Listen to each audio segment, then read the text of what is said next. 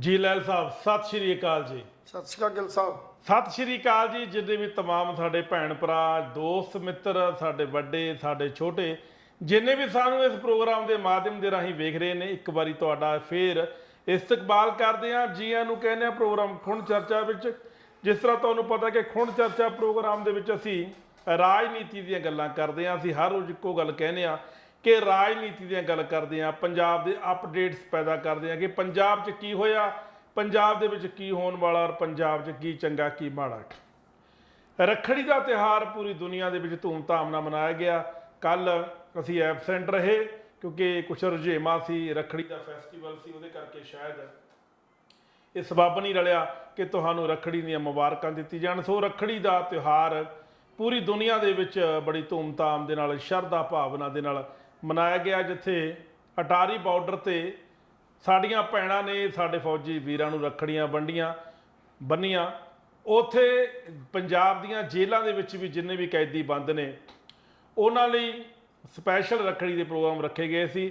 ਔਰ ਭੈਣਾਂ ਸਵੇਰ ਤੋਂ ਹੀ ਜੇਲ੍ਹਾਂ ਦੇ ਬਾਹਰ ਪਹੁੰਚ ਗਈਆਂ ਸੀ ਔਰ ਬੜੇ ਆਦਰ ਸਤਿਕਾਰ ਦੇ ਨਾਲ ਜੇਲ੍ਹ ਡਿਪਾਰਟਮੈਂਟ ਨੇ ਰੱਖੜੀ ਬਣਾਉਣ ਦਾ ਬਹੁਤ ਵਧੀਆ ਪ੍ਰਬੰਧ ਕੀਤਾ ਹੋਇਆ ਸੀ। ਅਸੀਂ ਭੈਣਾਂ ਤੋਂ ਖੁਦ ਪੁੱਛਿਆ ਵੀ ਤੁਹਾਨੂੰ ਕੋਈ ਸਮੱਸਿਆ ਤਾਂ ਨਹੀਂ, ਤਾਂ ਉਹਨੇ ਕਿਹਾ ਵੀ ਪੰਜਾਬ ਸਰਕਾਰ ਨੇ ਬਹੁਤ ਵਧੀਆ ਅਰੇਂਜਮੈਂਟ ਕੀਤਾ ਹੋਇਆ, ਸਾਨੂੰ ਕੋਈ ਸਮੱਸਿਆ ਨਹੀਂ ਆਈ। ਇਹ ਸਮੱਸਿਆ ਇਕੱਲੇ ਆਮ ਆਦਮੀ ਪਾਰਟੀ ਦੀ ਸਰਕਾਰ ਵੇਲੇ ਨਹੀਂ, ਅਕਾਲੀਆਂ ਵੇਲੇ ਵੀ ਕੋਈ ਸਮੱਸਿਆ ਨਹੀਂ ਸੀ ਆਉਂਦੀ, ਕਾਂਗਰਸ ਵੇਲੇ ਵੀ ਕਦੇ ਕੋਈ ਸਮੱਸਿਆ ਨਹੀਂ ਆਈ। ਕਿਉਂਕਿ ਭੈਣਾਂ ਨੂੰ ਭਰਾਵਾਂ ਦੇ ਨਾਲ ਮਿਲਾਉਣਾ ਇੱਕ ਇਨਸਾਨੀਅਤ ਦਾ ਉਹ ਸਬੱਬ ਹੈ। ਇਸੇ ਕਰਕੇ ਪੰਜਾਬ ਸਰਕਾਰ ਹਰ ਸਾਲ ਉਪਰਾਲਾ ਕਰਦੀ ਹੈ ਕਿ ਭੈਣਾਂ ਭਰਾਵਾਂ ਦਾ ਮੇਲ ਐਟਲੀਸਟ ਰੱਖੜੀ ਦੇ ਮੌਕੇ 'ਤੇ ਜ਼ਰੂਰ ਕਰਵਾਇਆ ਜਾਵੇ। ਹੁਣ ਗੱਲ ਕਰਦੇ ਹਾਂ 15 ਅਗਸਤ ਦੀ, ਲੇਕਿਨ ਉਸ ਤੋਂ ਪਹਿਲਾਂ ਤੁਹਾਨੂੰ ਜੀ ਆਇਆਂ ਨੂੰ ਕਹਿ ਦਈਏ ਇੱਕ ਵਾਰੀ ਫੇਰ ਪ੍ਰੋਗਰਾਮ ਖੁਣ ਚਰਚਾ ਵਿੱਚ ਤੁਹਾਡਾ ਹਾਰਦਿਕ ਸਵਾਗਤ ਹੈ। ਮੈਂ ਕੁਲਵੰਤ ਸਿੰਘ ਗਿੱਲ ਔਰ ਮੇਰੇ ਨਾਲ ਮੇਰੇ ਸੀਨੀਅਰ ਸਾਥੀ ਪੱਤਰਕਾਰ ਨਿਰੰਜਨ ਸਿੰਘ ਜੀ ਲੈਲ ਹਾਜ਼ਰ ਹੋ ਚੁੱਕੇ ਨੇ। ਸਾਡੇ ਦੋਹਾਂ ਵੱਲੋਂ ਪਿਆਰ ਭਰੀ ਸਤਿ ਸ਼੍ਰੀ ਅਕਾਲ। ਲੈਲ ਸਾਹਿਬ ਜੀ, ਕੱਲ ਰੱਖੜੀ ਦਾ ਤਿਉਹਾਰ ਜਿੱਥੇ ਸ਼ਰਧਾ ਭਾਵਨਾ ਦੇ ਨਾਲ ਮਨਾਇਆ ਗਿਆ, ਉੱਥੇ ਰੱਖੜੀ ਦੇ ਮੌਕੇ 'ਤੇ ਬਹੁਤ ਸਾਰੇ ਹਾਦਸੇ ਹੋਏ। ਸੁਲਤਾਨਪੁਰ ਲੋਧੀ ਦੀ ਗੱਲ ਕਰੀਏ, ਕਪੂਰਥਲਾ ਦੀ ਗੱਲ ਕਰੀਏ, ਜਾਂ ਹੋਰ ਵੱਖ-ਵੱਖ ਸ਼ਹਿਰਾਂ ਦੀ ਗੱਲ ਕਰੀਏ, ਮੋਗੇ ਦੀ ਗੱਲ ਕਰੀਏ, ਜਿੱਥੇ ਰੱਖੜੀ ਬੰਨ੍ਹ ਕੇ ਭੈਣਾਂ ਵਾਪਸ ਆ ਰਹੀਆਂ ਸੀ, ਕਿਤੇ ਭਰਾ ਦੀ ਮੌਤ ਹੋ ਗਈ, ਕਿਤੇ ਭੈਣ ਦੀ ਮੌਤ ਹੋ ਗਈ। ਸੋ ਹਰ ਸਾਲ ਰੱਖੜੀ ਦੇ ਤਿਉਹਾਰ 'ਤੇ ਜਿਹੜਾ ਮੌਤਾਂ ਦਾ ਸਿਲਸਿਲਾ ਹੈ ਉਹ ਹੁੰਦਾ ਰਹਿੰਦਾ ਹੈ। ਇੱਕ ਭਰਾ ਨੇ ਚਿੱਟੇ ਦੀ ਭੇਟ ਚੜ੍ਹ ਗਿਆ, ਚਿੱਟੇ ਦੇ ਨਸ਼ੇ ਦੀ ਭੇਟ ਚੜ੍ਹ ਗਿਆ। ਉਹ ਆਪਣੀ ਭੈਣ ਤੋਂ ਰੱਖੜੀ ਬਣਾ ਕੇ ਹਜੇ ਸ਼ਗਨ ਛੱਪਾ ਦੇ ਕੇ ਹਜੇ ਬਾਹਰ ਨਿਕਲੇ ਸੀ ਕਿ ਦੋਸਤ ਮਿਲ ਗਏ। ਉਹਨਾਂ ਦੋਸਤਾਂ ਨੇ ਉਹਨੇ ਚਿੱਟਾ ਨਸ਼ਾ ਵੱਧ ਕਰ ਲਿਆ ਔਰ ਉਹਦੀ ਮੌਤ ਹੋ ਗਈ। ਲੰਬੀ ਉਮਰ ਦੀ ਦੁਆ ਜਿਹੜੀ ਹੈ ਦੋਸਤੋ ਉੱਥੇ ਹੀ ਕੰਮ ਆਉਂਦੀ ਹੈ ਜਿੱਥੇ ਬੰਦਾ ਵਧੀਆ ਫਿੱਟ ਰਹੇ ਔਰ ਆਪਣੇ ਆਪ ਨੂੰ ਸਮਾਜ 'ਚ ਵਿਚਰਦਾ ਰੱਖੇ। ਜੇ ਹੁਣ ਭੈਣ ਤੋਂ ਰੱਖੜੀ ਬਣਾ ਕੇ ਬਾਹਰ ਚਿੱਟੇ ਦੀ ਓਵਰਡੋਜ਼ ਲੈ ਲਈਏ ਤਾਂ ਫਿਰ ਤਾਂ ਮੌਤ ਨੂੰ ਫਾਹਾ ਲੈਣ ਵਾਲੀ ਗੱਲ ਹੈਗੀ ਹੈ। ਲੈਲ ਸਾਹਿਬ, ਰੱਖੜੀ ਦੇ ਮੌਕੇ 'ਤੇ ਤੁਸੀਂ ਇੱਕ ਛੋਟਾ ਜਿਹਾ ਸੰਦੇਸ਼, ਉਸ ਤੋਂ ਬਾਅਦ ਆਪਾਂ ਪੋਲੀਟੀਕਲ ਗੱਲ ਕਰਾਂਗੇ, ਕੀ ਕਹਿਣਾ ਚਾਹੁੰਦੇ ਹੋ? ਗਿੱਲ ਸਾਹਿਬ, ਸੰਦੇਸ਼ ਤੇ ਸੰਦੇਸ਼ ਹੀ ਹੁੰਦਾ ਜੀ। ਖੈਰ ਸਾਡੇ ਵੱਲੋਂ, ਖਾਸ ਕਰਕੇ ਮੇਰੇ ਵੱਲੋਂ, ਚੈਨਲ ਵੱਲੋਂ ਸਮੁੱਚੇ ਦੇਸ਼ ਵਾਸੀਆਂ ਨੂੰ ਤੇ ਸਾਡੇ ਬਾਹਰ ਰਹਿੰਦੇ ਪੰਜਾਬੀਆਂ ਨੂੰ ਜਿਹੜੇ ਕਿ ਦੇਸ਼ਾਂ ਵਿਦੇਸ਼ਾਂ 'ਚ ਨੇ, ਜਿਨ੍ਹਾਂ ਨੇ ਕੱਲ੍ਹ ਰੱਖੜੀ ਦਾ ਤਿਉਹਾਰ ਬੜੀ ਸ਼ਿੱਦਤ ਨਾਲ, ਬੜੀ ਸ਼ਰਧਾ ਪੂਰਵਕ ਮਨਾਇਆ।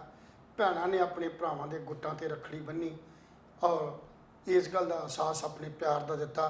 ਔਰ ਇਹ ਰੱਖੜੀ ਜਿਹੜੀ ਹੈ ਗੁੱਟ 'ਤੇ ਬੱਧੀ, ਇਹ ਭਰਾ ਵੱਲੋਂ ਭੈਣ ਨੂੰ ਜਿਹੜੀ ਆ ਉਹ ਇੱਕ ਉਹਦੀ ਰੱਖਿਅਕ ਦੇ ਤੌਰ ਦੇ ਉੱਤੇ ਉਹਦੀ ਜਿਹੜੀ ਆ ਰੱਖਿਆ ਕਰਨ ਵਾਸਤੇ ਜਿਹੜੀ ਹੈ ਉਹ ਇੱਕ ਸੂਚਕ ਹੈ। ਔਰ ਭੈਣ ਦਾ ਜਿਹੜਾ ਪਿਆਰ ਹੈ ਵੀ ਭਰਾ ਦੀ ਲੰਬੀ ਉਮਰ ਹੋਵੇ, ਭਰਾ ਸਦਾ ਸੁੱਖ ਮਾਣੇ, ਇਹ ਸਾਰੀਆਂ ਦੁਆਵਾਂ ਦੇ ਤਹਿਤ ਜਿਹੜਾ ਰੱਖੜੀ ਦਾ ਤਿਉਹਾਰ ਹੁੰਦਾ। ਇਹ ਤਿਉਹਾਰ ਸਾਡੇ ਪੰਜਾਬ ਦੇ ਸ਼ਹਿਰ ਬਾਬਾ ਬਕਾਲਾ 'ਚ ਸਾਹਿਬ ਸ਼੍ਰੀ ਗੁਰੂ ਤੇਗ ਬਹਾਦਰ 9ਵੇਂ ਪਾਤਸ਼ਾਹ ਦੇ ਸਥਾਨ ਦੇ ਉੱਤੇ ਵੀ ਬੜੀ ਸ਼ਿੱਦਤ ਤੇ ਬੜੀ ਸ਼ਰਧਾ ਨਾਲ ਜਿਹੜਾ ਉੱਥੇ ਹਰ ਸਾਲ ਮਨਾਇਆ ਜਾਂਦਾ, ਜਿੱਥੇ ਕਿ ਸਾਡੇ ਪੰਜਾਬ ਦੇ ਮੁੱਖ ਮੰਤਰੀ ਭਗਵੰਤ ਮਾਨ ਹੋਣੀ ਵੀ ਉੱਥੇ ਜਾ ਕੇ ਉਹਦੇ ਜਿਹੜੇ ਆ ਉਹ ਸ਼ਿੱਦਤ ਕੀਤੀ ਹੈ। ਸੋ ਥਾਂ ਥਾਂ ਦੇ ਉੱਤੇ ਜਿੱਥੇ ਵੀ ਇਸ ਸਮਾਗਮ ਨੂੰ ਧਾਰਮਿਕ ਇਸ਼ੂ ਦੇ ਤੌਰ 'ਤੇ ਵੀ ਤੇ ਖੁਸ਼ੀ ਦੇ ਤਿਉਹਾਰ ਦੇ ਤੌਰ ਦੇ ਉੱਤੇ ਵੀ ਥਾਂ ਦੇ ਉੱਤੇ ਜਿਹੜੇ ਸਮਾਗਮ ਕੀਤੇ ਗਏ। ਸੋ ਬੜਾ ਖੁਸ਼ੀ ਦੇ ਨਾਲ ਜਿਹੜਾ ਇਹ ਤਿਉਹਾਰ ਹੈ ਉਹ ਕੱਲ੍ਹ ਲੰਘਿਆ। ਸੋ ਸਾਰੀਆਂ ਭੈਣਾਂ ਨੇ ਆਪਣੇ ਭਰਾਵਾਂ ਦੀ ਸੁੱਖ ਮੰਗੀ ਹੈ ਔਰ ਉਹਨਾਂ ਤੋਂ ਵਿਸ਼ਵਾਸ ਲਿਆ ਕਿ ਤੁਸੀਂ ਸਾਡੀ ਜਿਹੜੀ ਰੱਖਿਆ ਦੇ ਜਿਹੜੇ ਸੂਚਕ ਹੋ ਤੇ ਰੱਖਿਆ ਸਾਡੀ ਕਰਨੀ। ਸੋ ਇਸ ਕਰਕੇ ਇਹ ਤਿਉਹਾਰ ਬਹੁਤ ਹੀ ਖੂਬਸੂਰਤ ਜਿਹੜਾ ਤਿਉਹਾਰ ਹੈ, ਇਹਦੀਆਂ ਲੱਖ ਲੱਖ ਮੁਬਾਰਕਾਂ ਦੁਬਾਰਾ ਸਾਰੇ ਸੰਸਾਰ ਵਾਸਤੇ ਪੰਜਾਬੀਆਂ ਜੀ ਬਿਲਕੁਲ ਜੀ। ਅੱਜ ਰੱਖੜ ਪੁੰਨਿਆਂ ਦੇ ਮੌਕੇ ਤੇ ਬਾਬਾ ਬਕਾਲਾ ਜਿਹੜੇ ਕਿ ਹਿਸਟੋਰੀਕਲ ਸਿਟੀ ਨੇ, ਜ਼ਿਲ੍ਹੇ ਨੇ, ਉੱਥੇ ਰਾਜ ਪੱਧਰੀ ਸਮਾਗਮ ਕਰਾਇਆ ਗਿਆ, ਜਿੱਥੇ ਮੁੱਖ ਮੰਤਰੀ ਪੰਜਾਬ ਸਰਦਾਰ ਭਗਵੰਤ ਸਿੰਘ ਮਾਨ ਨੇ ਸੰਬੋਧਨ ਕੀਤਾ। ਉਹਨਾਂ ਨੇ ਅੱਜ ਜਿੱਥੇ ਰੱਖੜ ਪੁੰਨਿਆਂ ਤੇ ਮੁਬਾਰਕਾਂ ਦਿੱਤੀਆਂ, ਉੱਥੇ ਸਾਡੀਆਂ ਭੈਣਾਂ ਵਾਸਤੇ ਇੱਕ ਬਹੁਤ ਵੱਡਾ ਐਲਾਨ ਕੀਤਾ ਕਿ ਬਹੁਤ ਜਲਦੀ 6000 ਆਂਗਣਵਾੜੀ ਵਰਕਰ ਨੇ ਜਿਹੜੀਆਂ ਸਾਡੀਆਂ ਭੈਣਾਂ ਨੇ, ਉਹਦੀ ਭਰਤੀ ਕਰਨ ਜਾ ਰਹੀ ਹੈ ਪੰਜਾਬ ਸਰਕਾਰ। ਸੋ ਬਹੁਤ ਉਹਨਾਂ ਭੈਣਾਂ ਵਾਸਤੇ ਇੱਕ ਸ਼ੁਭ ਸ਼ਗਨ ਹੈ। ਜਿਹੜੀਆਂ ਭੈਣਾਂ ਰੁਜ਼ਗਾਰ ਭਾਲਦੀਆਂ ਸੀ, ਨੌਕਰੀ ਭਾਲਦੀਆਂ ਸੀ, ਉਹਨਾਂ ਵਾਸਤੇ 6000 ਹੋਰ ਪੋਸਟਾਂ ਪੰਜਾਬ ਵੱਲੋਂ ਕੱਢੀਆਂ ਜਾ ਰਹੀਆਂ ਨੇ। ਪਰ ਮੈਂ ਇੱਕ ਗੱਲ ਜ਼ਰੂਰ ਕਹੂੰਗਾ ਵੀ ਜਿਹੜੀਆਂ ਭਗਵੰਤ ਮਾਨ ਜੀ ਪਹਿਲਾਂ ਸਾਡੀਆਂ ਭੈਣਾਂ ਰੁਲ ਰਹੀਆਂ ਨੇ, ਆਂਗਣਵਾੜੀ ਵਰਕਰ, ਜਿਨ੍ਹਾਂ ਨੂੰ ਪ੍ਰੋਪਰ ਤਨਖਾਹ ਨਹੀਂ ਮਿਲ ਰਹੀ, ਜਿਨ੍ਹਾਂ ਨੂੰ ਪ੍ਰੋਪਰ ਮਾਣ ਪੱਤਾ ਨਹੀਂ ਮਿਲ ਰਿਹਾ, ਉਹਨਾਂ ਬਾਰੇ ਜੇ ਤੁਸੀਂ ਅੱਜ ਅਗਰ ਕੋਈ ਬਿਆਨ ਦਿੰਦੇ ਵੀ ਉਹਨਾਂ ਦਾ ਮਾਣ ਪੱਤਾ ਜਿਹੜਾ ਹੈਗਾ ਵਧਾਇਆ ਗਿਆ ਔਰ ਉਹਨਾਂ ਨੂੰ ਮਾਣ ਪੱਤਾ ਰੈਗੂਲਰ ਕਰ ਦਿੱਤਾ ਗਿਆ ਜਾਂ ਇਹ ਕਰ ਦਿੱਤਾ ਗਿਆ ਵੀ ਉਹਨਾਂ ਨੂੰ ਕੋਈ ਫੈਸਿਲਿਟੀ ਮਿਲੇ, ਤਾਂ ਮੇਰੇ ਹਿਸਾਬ ਦੇ ਨਾਲ ਜ਼ਿਆਦਾ ਖੁਸ਼ੀ ਹੋਣੀ ਸੀ। ਔਰ 6000 ਨਵੀਂ ਭਰਤੀ ਕਰਕੇ ਹਾਲਾਂਕਿ ਬੇਰੁਜ਼ਗਾਰੀ ਘੱਟ ਹੋ ਗਈ, ਖਜ਼ਾਨੇ ਤੇ ਹੋਰ ਬੋਝ ਪਾ ਦੇਣਾ, ਇਹ ਮੇਰੇ ਖਿਆਲ ਦੇ ਵਿੱਚ ਕੋਈ ਸਿਆਣਪ ਵਾਲੀ ਗੱਲ ਬਹੁਤੀ ਨਹੀਂ ਹੋਈ। ਲੇਕਿਨ ਮੈਂ ਚਾਹੁੰਦਾ ਸੀ ਕਿ ਜਿਹੜੀਆਂ ਪੁਰਾਣੀਆਂ ਆਂਗਣਵਾੜੀ ਵਰਕਰ ਸਾਡੀਆਂ ਭੈਣਾਂ ਨੇ,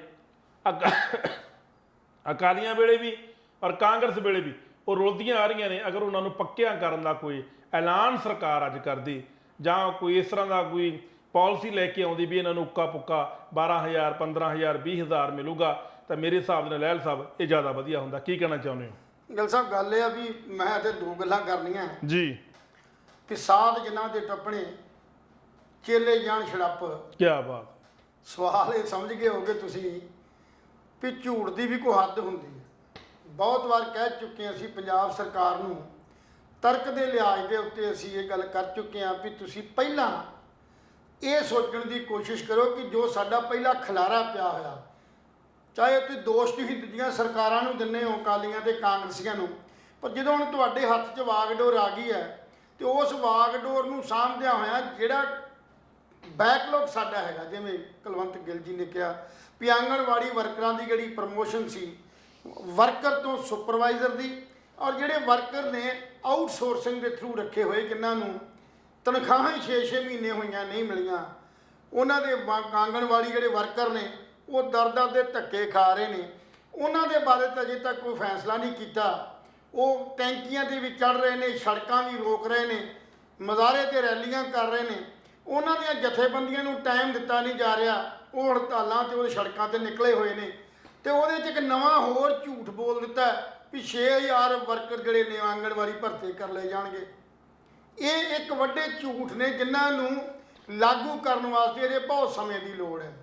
ਦੂਸਰੇ ਪਾਸੇ ਮੈਂ ਕਿਉਂ ਗੱਲ ਕਹੀ ਹੈ ਸਾਧ ਜਿਨ੍ਹਾਂ ਦੇ ਟੱਪਣੇ, ਸਾਧ ਦਾ ਭਾਵ ਵੀ ਕੇਜਰੀਵਾਲ ਸਾਹਿਬ ਗੁਜਰਾਤ ਜਾ ਕੇ ਇਹ ਬਿਆਨ ਦੇ ਰਹੇ ਨੇ ਵੀ 25 ਲੱਖ ਪੰਜਾਬ ਦੇ ਲੋਕਾਂ ਨੂੰ ਇਸ ਮਹੀਨੇ ਦਾ ਜਿਹੜਾ ਬਿੱਲ ਆਇਆ ਜ਼ੀਰੋ ਆਇਆ, ਜਦੋਂ ਕਿ ਬਿੱਲ ਆਏ ਨਹੀਂ। ਜਿਨ੍ਹਾਂ ਨੂੰ ਆਏ ਨੇ ਉਹ ਹਜ਼ਾਰਾਂ 'ਚ ਆਏ ਨੇ। 25 ਲੱਖ ਜਿਹੜਾ ਪੰਜਾਬ ਦੇ ਲੋਕਾਂ ਦਾ ਜਿਹੜਾ ਬਿੱਲ ਹੈ ਉਹ ਜ਼ੀਰੋ ਆਇਆ। ਇਹਦੇ ਲਈ ਮੈਂ ਆਪਣੀਆਂ ਉਹਨਾਂ ਸੰਸਥਾਵਾਂ ਨੂੰ ਜਿਹੜੀਆਂ RTI ਪਾਉਂਦੀਆਂ ਨੇ, ਕਾਰਕੁਨ ਨੇ, ਉਹਨਾਂ ਨੂੰ ਜ਼ਰੂਰ ਬੇਨਤੀ ਕਰੂੰ ਕਿ ਇਸ ਝੂਠ ਦਾ ਜਿਹੜਾ ਨਾ ਉਹ ਸੱਚ ਬਾਹਰ ਆਵੇ। ਔਰ ਨਾਲ ਹੀ ਗੁਜਰਾਤ ਦੇ ਅੰਦਰ ਇੱਕ ਅਨਾਉਂਸਮੈਂਟ ਕੀਤੀ ਗਈ ਆ 5ਵੀਂ ਗਰੰਟੀ ਵੀ ਇੱਥੋਂ ਦੀਆਂ ਔਰਤਾਂ ਨੂੰ ਜਿਹੜੀਆਂ 18 ਸਾਲ ਤੋਂ ਉੱਪਰ ਨੇ ਉਹਨਾਂ ਨੂੰ 1-1000 ਰੁਪਇਆ ਦਿੱਤਾ ਜਾਊਗਾ। ਇਸ ਕਰਕੇ ਕਿ ਪੰਜਾਬ 'ਚ ਅਸੀਂ 1-1000 ਰੁਪਇਆ ਦੇ ਰਹੇ ਹਾਂ। ਇਹ ਵੀ ਵੱਡਾ ਝੂਠ। ਇਸ ਝੂਠ ਦੀ ਅੱਗੇ ਜਿਹੜੇ ਸਾਡੇ ਚੇਲੇ ਨੇ ਉਹ ਨਵੇਂ ਹੋਰ ਝੂਠ ਬੋਲ ਰਹੇ ਨੇ।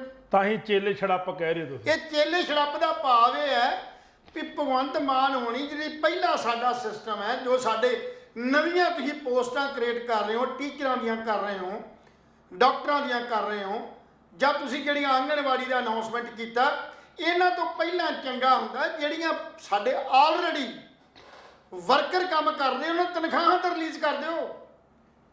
ਉਹਨਾਂ ਨੂੰ ਪੱਕੇ ਨਹੀਂ ਕਰਨਾ, ਘੱਟੋ ਘੱਟ ਉਹਨਾਂ ਦੀ ਤਨਖਾਹ ਤੇ ਯਕੀਨੀ ਬਣਾ ਦਿਓ।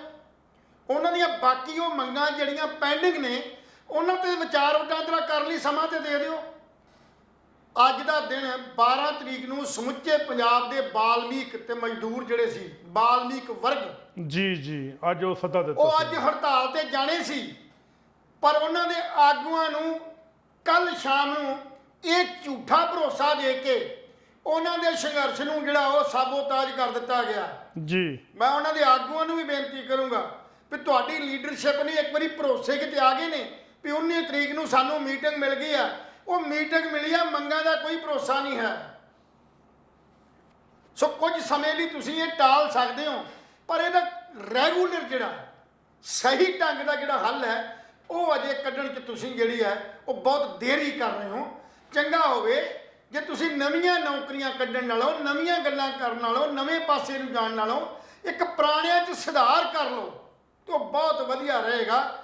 ਇਸ ਕਰਕੇ ਮੈਂ ਇਹ ਜਿਹੜੀ ਤੁਕ ਵਾ ਜਾਂ ਇਹ ਜਿਹੜਾ ਅਖਾਣ ਦੁਬਾਰੇ ਬੋਲੋ ਉਹ ਬੋਲਿਆ, ਉਹ ਬਈ ਸੀ ਵੀ ਸਾਧ ਜਿਨ੍ਹਾਂ ਦੇ ਟੱਪਣੇ ਚੇਲੇ ਜਾਣ ਛੜੱਪ, ਵੀ ਜਿਹੜਾ ਸਾਧ ਸੀ ਉਹ ਤੇ ਗੁਜਰਾਤ 'ਚ ਜਾ ਕੇ ਏਡਾ ਵੱਡਾ ਝੂਠ ਮਾਰ ਰਿਹਾ ਕਿ 25 ਲੱਖ ਬੰਦਿਆਂ ਨੂੰ, ਪੰਜਾਬ ਦੇ ਖਪਤਕਾਰਾਂ ਨੂੰ 25 ਲੱਖ ਨੂੰ ਜ਼ੀਰੋ ਬਿੱਲ ਆਇਆ। ਹੁਣ ਇਹ ਕਾਰਕੁਨ ਜਿਹੜੇ ਸਾਡੇ ਆਰਟੀ ਮੈਨੂੰ ਬਿੱਲ ਤਾਂ ਆਇਆ, ਪਰ ਮੈਨੂੰ 10,000 ਦੇ ਨਾਲ 10 ਦੇ ਨਾਲ 3 ਜ਼ੀਰੋਆਂ ਲੱਗ ਗਈਆਂ। 10,000 ਆਇਆ ਮੇਰਾ ਬਿੱਲ। 10,000 ਤੇ ਮੇਰੇ ਵਾਲਾ ਜਿਹੜਾ ਬਿੱਲ ਆਇਆ ਘਰ ਦਾ ਉਹ ਆਇਆ 5,000। ਸੋ ਕਹਿਣ ਦਾ ਭਾਵ ਆ ਵੀ ਜਿਹੜਾ ਝੂਠ ਹੈ ਨਾ ਇਹਦੀ ਕੋਈ ਪੈਰ ਨਹੀਂ ਹੈ। ਇਹ ਰਾਜਨੀਤਿਕ, ਅਜੇ ਵੀ ਤੁਸੀਂ ਇਹਨੂੰ ਰਾਜਨੀਤਿਕ ਦੀਆਂ ਐਨਕਾਂ ਦੇ ਥਰੂ, ਰਾਜਨੀਤੀ ਦੀਆਂ ਐਨਕਾਂ ਦੇ ਥਰੂ ਦੇਖ ਰਹੇ ਹੋ। ਇਹ ਨਹੀਂ ਦੇਖ ਰਹੇ ਵੀ ਹੁਣ ਰਾਜਨੀਤੀ ਨਹੀਂ, ਹੁਣ ਸਰਕਾਰ ਹੈ, ਹੁਣ ਤੁਸੀਂ ਸਰਕਾਰ ਚਲਾ ਰਹੇ ਹੋ। ਰਾਜਨੀਤੀ ਕਦੋਂ ਕਰਨੀ ਹੈ? ਤੁਸੀਂ ਜਾ ਕੇ 27 ਚ 26 ਤੋਂ ਸ਼ੁਰੂ ਕਰ ਲਿਓ, 25 ਦੇ ਲਾਸਟ ਸ਼ੁਰੂ ਕਰ ਲਿਓ। ਲੈ ਸਾਹਿਬ 26 ਸਰਕਾਰ ਹੈ। 26 27 ਕਿਹੜਾ ਦੂਰ ਹੈ? ਇਹ ਕਿਹੜਾ ਕੁੰਭ ਦਾ ਮੇਲਾ ਜਿਹੜਾ 12 ਸਾਲ ਬਾਅਦ ਆਉਣਾ ਹੈ, 5 ਸਾਲ ਹੀ ਆ ਜਾਣਾ। ਨਵੀਆਂ ਜਿਹੜੀਆਂ ਗੱਲਾਂ ਕਰਨੀਆਂ ਉਹਨਾਂ ਨੂੰ ਬੈਠ ਰਿਹਾ ਵੀ ਪੁਰਾਣਾ ਜਿਹੜਾ ਸਾਡਾ ਸਿਸਟਮ ਹੈ। ਕੱਲ ਅਜੇ ਬਿਜਲੀ ਕਰਮਚਾਰੀਆਂ ਨੇ, ਬਿਜਲੀ ਦੇ ਜਿਹੜੇ ਸਾਡੇ ਮੀਟਰ ਰੀਡਰ ਸੀ, ਉਹਨੇ ਮੰਤਰੀ ਘੇਰਿਆ ਹੋਇਆ ਸੀ। ਉਹ ਮੰਤਰੀ ਇਸ ਕਰਕੇ ਘੇਰਿਆ ਸੀ ਵੀ ਆਊਟਸੋਰਸਿੰਗ ਬੰਦ ਕਰੋ। ਸਾਡੇ ਟੀਚਰਾਂ ਦੇ ਅੰਦਰ ਇੰਨੀਆਂ ਜ਼ਿਆਦੀਆਂ ਸਕੀਮਾਂ ਨੇ ਜਿਹੜੀਆਂ ਸੈਂਟਰ ਸਰਕਾਰ ਵੱਲੋਂ ਚਲਾਈਆਂ ਜਾਂਦੀਆਂ ਨੇ ਜਾਂ ਪੰਜਾਬ ਸਰਕਾਰ ਵੱਲੋਂ ਚਲਾਈਆਂ ਜਾਂਦੀਆਂ ਨੇ। ਜੇ ਸਾਰੀਆਂ ਸਕੀਮਾਂ ਨੂੰ ਬੰਦ ਕਰਕੇ ਪੰਜਾਬ ਸਰਕਾਰ ਦਾ ਸਿੱਖਿਆ ਵਿਭਾਗ ਹੈ, ਉਹਨਾਂ ਸਾਰਿਆਂ ਨੂੰ ਸਿੱਖਿਆ ਵਿਭਾਗ 'ਚ ਲੈ ਆਓ। ਸਿੱਖਿਆ ਵਿਭਾਗ 'ਚ ਲੈ ਕੇ ਉਹਨਾਂ ਦੀਆਂ ਜਿਹੜੀਆਂ ਨੇ ਸੀਨੀਅਰਟੀਜ਼ ਦੇ ਮੁਤਾਬਕ ਉਹਨਾਂ ਦੀਆਂ ਪ੍ਰਮੋਸ਼ਨਾਂ ਕਰੋ, ਰੈਗੂਲਰ ਸਕੇਲ ਦਿਓ ਉਹਨਾਂ ਨੂੰ ਟਾਈਮਬੰਦ ਜੋ ਉਹਨਾਂ ਦੀਆਂ ਹੈਗੀਆਂ ਪ੍ਰਮੋਸ਼ਨਸ ਉਹ ਕਰੋ। ਤਨਖਾਹਾਂ ਦਾ ਜਿਹੜਾ ਬੈਕਲੌਗ ਆ ਉਹਨੂੰ ਪੂਰਾ ਕਰੋ। ਇਹ ਨਹੀਂ ਵੀ ਕੋਈ 5566 ਵਾਲੇ ਨੇ, ਕੋਈ ਰਮਸਾ ਦੇ ਨੇ, ਕੋਈ ਕਿਸੇ ਸਕੀਮ ਦੇ ਨੇ, ਕੋਈ ਕਿਸੇ ਸਕੀਮ ਦੇ ਨੇ। ਇਹ ਸਾਰੀਆਂ ਸਕੀਮਾਂ ਜਿਹੜੀਆਂ ਇਹ ਸਿਰਫ ਤੇ ਤੁਸੀਂ ਜਦੋਂ ਲੋਨ ਲੈਣ ਲੱਗਿਆ ਨਾ, ਇੱਕ ਫਾਰਮ ਤੁਸੀਂ ਭਰ ਦਿੰਦੇ ਹੋ ਭਾਰਤ ਸਰਕਾਰ ਕੋਲੇ ਗਰੰਟੀ ਵਜੋਂ ਵੀ ਸਾਨੂੰ ਇਹਦੇ ਅਗੇਂਸਟ ਜਿਹੜਾ ਲੋਨ ਦੇ ਦਿਓ, ਅਸੀਂ ਇਹ ਜਿਹੜੀਆਂ ਭਰਤੀਆਂ ਨੇ ਉਹ ਇਦਾਂ ਕਰ ਦਿਆਂਗੇ। ਸੋ ਸਿੱਖਿਆ ਦਾ ਸੁਧਾਰ ਕਰਨਾ ਤੁਸੀਂ ਜੀ। ਸਿੱਖਿਆ ਦਾ ਸੁਧਾਰ ਜਿਹੜਾ ਤਾਂ ਹੋ ਸਕਦਾ ਜੇ ਸਿੱਖਿਆ ਨੂੰ ਸਿੱਖਿਆ ਦੇ ਰੂਪ 'ਚ ਲੈਂਦੇ ਆ। ਜੇ ਸਿਹਤ ਦਾ ਮਹਿਕਮੇ ਦੀ ਗੱਲ ਕਰਦੇ ਤਾਂ ਸਿਹਤ ਦੇ ਮਾਮਲੇ 'ਚ ਵੀ ਤੁਹਾਡੀ ਜਿਹੜੀ ਹੈ RTI ਜਿਹੜੀ ਪਈ, ਉਸ RTI ਦੇ ਰਾਹੀਂ ਇਹ ਪਤਾ ਲੱਗਾ ਵੀ ਤੁਸੀਂ ਕਿਸ ਸੁਸਾਇਟੀ ਨੂੰ, ਕਿਸ ਕੰਪਨੀ ਨੂੰ ਜਿਹੜਾ ਤੁਸੀਂ ਹੈ ਉਹ ਹੁਣ ਤੱਕ ਜਿਹੜੇ ਟੈਂਡਰ ਦਿੱਤੇ। ਤੇ ਜਿੰਨੇ ਵੀ ਸਾਡੇ ਸੁਵਿਧਾ ਕੇਂਦਰ ਨੇ, ਇਹਨਾਂ ਸੁਵਿਧਾ ਕੇਂਦਰਾਂ ਦੇ ਤੇ 20 ਲੱਖ ਰੁਪਇਆ ਖਰਚਤਾ। ਉਹਨਾਂ ਤੇ ਸਿਰਫ ਰੰਗ ਰੋਗ ਨਹੀਂ ਹੋਇਆ, ਹੋਰ ਤਾਂ ਕੁਝ ਵੀ ਨਹੀਂ ਹੋਇਆ। ਤੁਸੀਂ ਇਹ ਗੱਲ ਕਰ ਰਹੇ ਹੋ। ਸੋ ਇਸ ਕਰਕੇ ਮੈਂ ਇਹ ਗੱਲ ਤਰਕ ਦੇ ਆਧਾਰ ਤੇ ਗੱਲ ਕਰਦਾ। ਮੈਂ ਗੱਲ ਕਰਦਾ ਸੀ ਭਗਵੰਤ ਮਾਨ ਨੂੰ ਤਰਕ ਦੇ ਲਿਹਾਜ਼ ਨਾਲ ਸਟੇਜ ਦੇ ਉੱਤੇ ਅਨਾਉਂਸ ਕਰਨ ਤੋਂ ਪਹਿਲਾਂ ਆਪਣਾ ਸਿਸਟਮ ਦੇਖਣਾ ਚਾਹੀਦਾ। ਸਾਡੇ ਕੋਲ ਬਜਟ ਕਿੰਨਾ, ਸਾਡੇ ਕੋਲ ਪੈਸਾ ਕਿੰਨਾ ਹੈ। ਹਰ ਪਾਲਿਸੀ ਜਿਹੜੀ ਹੈ ਉਹ ਸਾਡੀ ਜਿਹੜੀ ਹੈ ਉਹ ਕੋਰਟਾਂ ਦੇ ਥਰੂ ਜਾਂ ਲੋਕੀ ਉਹਨਾਂ ਦੇ ਥਰੂ ਇਹਨਾਂ ਨੂੰ ਵਾਪਸ ਲੈਣੀ ਪੈਂਦੀ ਹੈ। ਜੀ ਲੈਲ ਸਾਹਿਬ ਹੁਣ ਅੱਗੇ ਜਿਹੜੀ ਚੱਲਦੇ ਸੋ ਮੈਂ ਅੱਗੇ ਇਹਨੂੰ ਕੰਟੀਨਿਊ ਰੱਖਦਾ। ਅੱਗੇ ਕੁਲਵੰਤ ਗਿੱਲ ਜੀ ਕੁਝ ਨਵੇਂ ਸਵਾਲ ਲੈ ਕੇ ਆਏ ਨੇ, ਉਹਨਾਂ ਸਵਾਲਾਂ ਦੇ ਉੱਤੇ ਅੱਗੇ ਆਪਾਂ ਗੱਲ ਨੂੰ ਤੋਰਾਂਗੇ। ਸਵਾਲ ਹਮੇਸ਼ਾ ਮੇਰੇ ਮਨ ਦੇ ਵਿੱਚ, ਜ਼ਿਹਨ ਵਿੱਚ ਰਹਿੰਦੇ ਨੇ ਔਰ ਤੁਸੀਂ ਉਹਨਾਂ ਦਾ ਬਾਖੂਬੀ ਜਵਾਬ ਵੀ ਦਿੰਦੇ ਹੋ। ਤੁਹਾਨੂੰ ਯਾਦ ਹੋਵੇ ਫਰੀਦਕੋਟ ਦੇ ਮੈਡੀਕਲ ਕਾਲਜ ਦੇ ਵਿੱਚ ਜਦੋਂ ਸਾਡੇ ਸਿਹਤ ਮੰਤਰੀ ਚੇਤਨ ਸਿੰਘ ਜੌੜੇ ਮਾਜਰਾ ਗਏ ਸੀ ਤਾਂ ਉਦੋਂ ਉਹਨਾਂ ਨੇ ਵਾਈਸ ਚਾਂਸਲਰ ਡਾਕਟਰ ਰਾਜ ਬਹਾਦਰ ਨੂੰ ਇੱਕ ਗੰਦੇ ਗੱਦੇ ਤੇ ਪਵਾ ਤੇ ਬੜਾ ਵੱਡਾ ਵਿਵਾਦ ਛੇੜਤਾ ਸੀ। ਰਾਜ ਬਹਾਦਰ ਸਾਹਿਬ ਨੇ ਅਸਤੀਫਾ ਭੇਜਤਾ, ਪੰਜਾਬ ਸਰਕਾਰ ਨੇ ਅਸਤੀਫਾ ਪ੍ਰਵਾਨ ਵੀ ਕਰ ਲਿਆ, ਇੱਕ ਪੁਰਾਣਾ ਐਪੀਸੋਡ ਹੈ। ਲੇਕਿਨ ਜਦੋਂ ਚੇਤਨ ਸਿੰਘ ਜੌੜੇ ਮਾਜਰਾ ਨੇ ਗੱਦੇ, ਜਿਹੜੇ ਨਵੇਂ ਗੱਦੇ ਸੀ, ਆਪਣੇ ਨਿੱਜੀ ਖਾਤੇ ਵਿੱਚ ਭੇਜੇ, ਬੜਾ ਸ਼ਲਾਘਾਯੋਗ ਕਦਮ ਉਹਨਾਂ ਨੇ ਕੀਤਾ, 200 ਗੱਦਾ ਭੇਜਿਆ। ਹਾਲਾਂਕਿ ਬਹੁਤ ਜ਼ਿਆਦਾ ਗੱਦਿਆਂ ਦੀ ਲੋੜ ਹੈ, ਔਰ ਅਮਰੀਕਾ ਦੇ ਕੁਝ ਸਮਾਜ ਸੇਵੀ ਸੰਸਥਾਵਾਂ ਨੇ ਉਹ ਵੀ ਅੱਗੇ ਆ ਰਹੀਆਂ ਨੇ, ਉਹਨਾਂ ਦੇ ਗੱਦਿਆਂ ਦੀ ਖੇਪ ਵੀ ਆ ਰਹੀ ਹੈ। ਲੇਕਿਨ ਜਦੋਂ ਹੈਰਾਨੀ ਦੀ ਗੱਲ ਇਹ ਹੋਈ ਲਹਿਲ ਸਾਹਿਬ ਜੀ, ਉਹਨਾਂ ਨੇ ਸਿਰਫ ਇੱਕ ਗੱਦੇ ਤੇ ਪਾਇਆ ਸੀ, ਜਿਹੜਾ ਗੰਦਾ ਗਲਿਆ ਪਿਆ ਸੀ, ਉਹਨੂੰ ਕਹਿ ਸਕਦੇ ਹਾਂ। ਜਦੋਂ ਫਰੀਦਕੋਟ ਦੇ ਮੈਡੀਕਲ ਕਾਲਜ ਦੇ ਜਿੰਨੇ ਵੀ ਗੱਦੇ ਵਿਛੇ ਹੋਏ ਸੀ ਜੀ, ਉਹ ਚੱਕੇ ਨਵੇਂ ਗੱਦੇ ਰੱਖਣ ਵਾਸਤੇ, ਸਾਰਿਆਂ 'ਚ ਕੀੜੇ ਪਏ ਹੋਏ ਸੀ, ਸਾਰੇ ਗਲੇ ਹੋਏ ਸੀ। ਤੁਸੀਂ ਯਕੀਨ ਮੰਨੋਗੇ, ਸਾਰੇ ਗੰਦੇ ਗੱਦਿਆਂ ਦਾ ਢੇਰ ਲੱਗ ਗਿਆ ਮੈਡੀਕਲ ਕਾਲਜ ਦੇ ਬਾਹਰ, ਔਰ ਟਰੈਕਟਰ ਟਰਾਲੀਆਂ ਮੰਗਾ ਕੇ ਉਹਨਾਂ ਨੂੰ ਚੁਕਾਇਆ ਗਿਆ। ਇੰਨਾ ਬੁਰਾ ਹਾਲ, ਇੰਨੀ ਗੰਦੀ ਸਮੈਲ ਮਾਰੇ, ਇੰਨਾ ਵਾਇਰਸ ਉਹਦੇ ਵਿੱਚ, ਉਹਨਾਂ ਗੱਦਿਆਂ ਵਿੱਚ ਇੰਨੇ ਕੀਟਾਣੂ ਉਸ ਗੱਦੇ ਦੇ ਗੱਦਿਆਂ ਦੇ ਵਿੱਚ। ਤੁਸੀਂ ਸਿਰਫ ਇੱਕ ਫਰੀਦਕੋਟ ਮੈਡੀਕਲ ਕਾਲਜ ਦੀ ਗੱਲ ਕਰਦੇ, ਜਿੱਥੋਂ 200 300 400 500 ਗੱਦਾ ਚੱਕਿਆ ਗਿਆ। ਲਹਿਲ ਸਾਹਿਬ ਜੀ, ਹਜ਼ਾਰਾਂ ਹਸਪਤਾਲ ਨੇ, ਹਜ਼ਾਰਾਂ ਡਿਸਪੈਂਸਰੀਆਂ ਨੇ, ਹਜ਼ਾਰਾਂ ਦੀ ਤਾਦਾਦ ਦੇ ਵਿੱਚ ਬੈੱਡ ਪਏ ਨੇ, ਜਿਹੜੇ ਜਮਾਂ ਟੁੱਟੇ ਪਏ ਨੇ, ਢਿਚਕੂ ਕਰਦੇ ਨੇ, ਬੈੱਡਾਂ ਦਾ ਕੋਈ ਤਾਲਮੇਲ ਨਹੀਂ, ਬੈੱਡਾਂ ਦੇ ਉੱਤੇ ਗੱਦੇ ਪ੍ਰੋਪਰ ਨਹੀਂ, ਕਿਤੇ ਕੂਲਰ ਨਹੀਂ, ਕਿਤੇ ਪੱਖਾ ਨਹੀਂ, ਕਿਤੇ ਏਸੀ ਨਹੀਂ। ਹਾਲਾਂਕਿ ਸ਼ਹਿਰਾਂ ਦੇ ਬਹੁਤ ਸਾਰੇ ਹਸਪਤਾਲਾਂ ਵਿੱਚ, ਜਦੋਂ ਮੋਹਾਲੀ ਦੀ ਆਪਾਂ ਗੱਲ ਕਰੀਏ, ਉੱਥੇ ਏਅਰ ਕੰਡੀਸ਼ਨ ਕਮਰੇ ਵੀ ਬਣ ਗਏ ਮਰੀਜ਼ਾਂ ਵਾਸਤੇ। ਉੱਥੇ ਮਰੀਜ਼ਾਂ ਵਾਸਤੇ ਲੇਟੈਸਟ ਮਸ਼ੀਨਾਂ ਵੀ ਲੱਗ ਗਈਆਂ, BP ਚੈੱਕ ਕਰਨ ਵਾਲੀਆਂ, ਮੋਨੀਟਰ ਲੱਗ ਗਏ ਪੇਸ਼ੈਂਟ ਦੇ ਉੱਪਰ। ਲੇਕਿਨ ਉਹ ਵੀ ਮੋਨੀਟਰ ਜਿਹੜੇ ਨੇ ਉਹ 1-2 ਹੀ ਮੋਨੀਟਰ ਨੇ, ਬਾਹਰ ਹੀ ਰੱਖੇ ਹੋਏ ਨੇ, ਦਿਖਾਉਣ ਵਾਸਤੇ ਵੀ ਸਾਡੇ ਕੋਲੇ ਬਹੁਤ ਜ਼ਿਆਦਾ ਫੈਸਿਲਿਟੀ ਹੈਗੀ ਹੈ। ਸਵਾਲ ਇੱਥੇ ਖੜਾ ਹੁੰਦਾ ਹੈ ਕਿ ਐਡਾ ਵੱਡਾ ਸਟਰਕਚਰ ਪੰਜਾਬ ਦਾ ਖਰਾਬ ਹੋਇਆ ਪਿਆ, ਔਰ ਐਡਾ ਵੱਡਾ ਸਟਰਕਚਰ ਜਿਹੜਾ ਹੈ, ਇਹਨੂੰ ਦੇਖੋ ਠੀਕ ਕਰਨ ਨੂੰ ਟਾਈਮ ਦੇਖੋ ਲਹਿਲ ਸਾਹਿਬ ਲੱਗਣਾ ਹੀ ਲੱਗਣਾ। ਆਪਾਂ ਇਹ ਨਹੀਂ ਕਹਿ ਸਕਦੇ ਕਿ 4 ਮਹੀਨੇ ਵਿੱਚ ਛੜੀ ਘੁਮਾ ਕੇ। ਗਿੱਲ ਸਾਹਿਬ, ਮੈਂ ਇਸ ਗੱਲ ਤੇ ਗੱਲ ਕੀਤੀ ਹੈ। ਇੱਕ ਮੇਰੀ ਗੱਲ ਸੁਣ ਲਓ ਜੀ। ਕਹਿਣ ਦਾ ਸਾਡਾ ਮਤਲਬ ਇਹ ਹੈ ਵੀ ਕੀ ਅਕਾਲੀ ਸਰਕਾਰ ਨੇ, ਕਾਂਗਰਸ ਸਰਕਾਰ ਨੇ ਕਦੇ ਗੱਦਾ ਚੱਕ ਹੀ ਨਹੀਂ ਵੇਖਿਆ? ਚੱਕਦੇ ਕਿਉਂ? ਇਹ ਬੇਈਮਾਨ ਸੀ। ਜਿਹੜੇ ਇਹਨਾਂ ਦੇ ਸਿਹਤ ਮੰਤਰੀ ਸੀ, ਚਾਹੇ ਹੁਣ ਬਲਵੀਰ ਸਿੰਘ ਸਿੱਧੂ ਦੀ ਗੱਲ ਕਰਦੇ ਆ, ਪੰਜਾਬ ਦਾ ਸਿਹਤ ਮੰਤਰੀ ਰਿਹਾ, ਉਸ ਤੋਂ ਬਾਅਦ ਹੋਰ ਬੰਦੇ ਰਹੇ ਨੇ, ਉਹ ਵੀ ਸਿਹਤ ਮੰਤਰੀ ਰਹੇ ਨੇ। ਇਹ ਹਸਪੀਟਲ ਜਾਂਦੇ ਸੀ, ਉੱਥੇ ਜਾ ਕੇ ਜਦੋਂ ਇਹ ਜਾਂਦੇ ਸੀ ਤਾਂ ਸਫਾਈ ਇਹਨਾਂ ਨੂੰ ਮਿਲਦੀ ਸੀ, ਕਿਉਂਕਿ ਪਹਿਲਾਂ ਕਹਿ ਕੇ ਤੁਰਦੇ ਸੀ ਅੱਜ ਤੁਹਾਡੇ ਹਸਪਤਾਲ 'ਚ ਅਸੀਂ ਆ ਰਹੇ ਹਾਂ।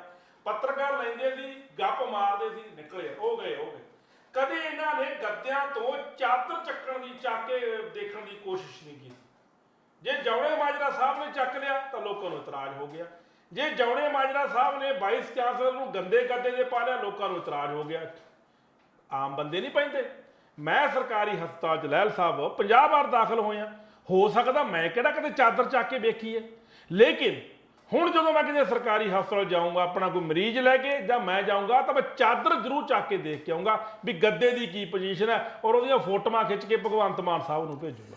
ਗਿੱਲ ਸਾਹਿਬ, ਇਹ ਗੱਲ ਆਪਾਂ ਬਹੁਤ ਪਹਿਲਾਂ ਕਹੀ ਸੀ ਵੀ ਸਾਡੇ ਪੱਤਰਕਾਰਾਂ ਨੂੰ, ਸਾਡੇ ਜਰਨਲਿਜ਼ਮ ਨੂੰ ਕੱਲੇ ਹਸਪਤਾਲ ਜਾਂ ਕੱਲੇ ਥਾਵਾਂ ਦੇ ਉੱਤੇ ਜਿੱਥੇ ਰਿਪੋਰਟਰ ਬੈਠੇ ਨੇ, ਉਹ ਆਪੋ ਆਪਣੇ ਅਧੀਨ ਜਿੰਨੇ ਵੀ ਸਕੂਲ, ਹਸਪਤਾਲ, ਡਿਸਪੈਂਸਰੀਆਂ, ਲਾਇਬ੍ਰੇਰੀਆਂ, ਪਾਠਸ਼ਾਲਾਵਾਂ, ਉਹਨਾਂ ਸਾਰਿਆਂ ਦੇ ਥਾਂ ਦੇ ਉੱਤੇ ਇੱਕ ਮੈਂ ਪਹਿਲਾਂ ਵੀ ਪ੍ਰਪੋਜ਼ਲ ਕੀਤੀ ਵੀ ਕਿਉਂ ਨਾ ਆਪਾਂ ਆਪਣੇ ਚੈਨਲ ਤੋਂ ਇੱਕ ਪ੍ਰੋਗਰਾਮ ਸ਼ੁਰੂ ਕਰੀਏ, ਮੈਂ ਬੋਲਦਾ ਹਾਂ। ਕੀ ਬਾਤ। ਉਹਦੇ 'ਚ ਇਹ ਆ ਵੀ ਮੈਂ ਇੱਕ ਪਿੰਡ ਦੇ ਵਿੱਚ ਜਾਣਾ ਤਾਂ ਮੈਂ ਉਸ ਪਿੰਡ ਦੀ ਗੱਲ ਕਰਦਾ, ਉਹ ਨਲੀਆਂ, ਨਾਲੀਆਂ, ਗਲੀਆਂ, ਸਕੂਲ, ਧਰਮਸ਼ਾਲਾ, ਜਿਹੜੀ ਡਿਸਪੈਂਸਰੀ ਦੀ ਗੱਲ ਕਰਦਾ, ਤਾਂ ਮੈਂ ਉੱਥੋਂ ਦਿਖਾਵਾਂ ਜਾ ਕੇ ਵੀ ਸਾਡੇ ਸਿਸਟਮ ਦੀ ਆਹ ਹਾਲਤ ਹੈ। ਜਿਸ ਹਸਪਤਾਲ ਦੇ ਵਿੱਚੋਂ ਸਾਰੇ ਦੇ ਸਾਰੇ ਗੱਦੇ, ਗੁਰੂ ਗੋਬਿੰਦ ਸਿੰਘ ਮੈਡੀਕਲ ਕਾਲਜ ਫਰੀਦਕੋਟ ਤੋਂ ਸਾਰੇ ਗੱਦੇ ਡੈਮੇਜ ਪਾਏ ਗਏ, ਹੋਰ ਮਟੀਰੀਅਲ ਵੀ ਡੈਮੇਜ ਪਾਇਆ ਗਿਆ ਹੋਊਗਾ। ਕੀ ਸਿਰਫ VC ਨੂੰ ਉੱਥੋਂ ਬਦਲਣ ਦੇ ਨਾਲ ਸਿਸਟਮ ਤਬਦੀਲੀ ਆ ਗਈ? ਚੰਗਾ ਹੁੰਦਾ ਜੇ ਨਾਲ ਉਹ ਤੇ ਕੀਤਾ ਹੀ ਸੀ ਜੋ ਹੋਇਆ, ਲੋਕਾਂ ਨੇ ਵਿਰੋਧ ਕੀਤਾ ਜਾਂ ਹੱਕ 'ਚ ਬੋਲੇ, ਪਰ ਨਾਲ ਉਸ ਸੁਪਰਡੈਂਟ ਜਿਹੜਾ ਮੈਡੀਕਲ ਸੁਪਰਡੈਂਟ ਸੀ, MS ਸੀ, ਉਹਦੇ ਤੇ ਕੀ ਕਾਰਵਾਈ ਕੀਤੀ? ਜੌੜੇ ਮਾਜਰਾ ਸਾਹਿਬ ਨੂੰ ਮੈਂ ਇਹ ਸਵਾਲ ਪੁੱਛਦਾ ਵੀ ਉਸ ਕਾਲਜ ਦਾ ਜਿਹੜਾ ਪ੍ਰਬੰਧਕ ਸੀ MS, ਉਹ ਕੋਈ ਸੁਰਖੀਆਂ 'ਚ ਨਹੀਂ ਆਇਆ? ਉਹ ਸੁਰਖੀਆਂ 'ਚ ਕਿਉਂ ਨਹੀਂ ਆਏ? ਉਹਨੂੰ ਕੀ ਟਰਮੀਨੇਟ ਕੀਤਾ, ਸਸਪੈਂਡ ਕੀਤਾ, ਛੁੱਟੀ ਤੇ ਭੇਜਿਆ, ਕੀ ਕੀਤਾ?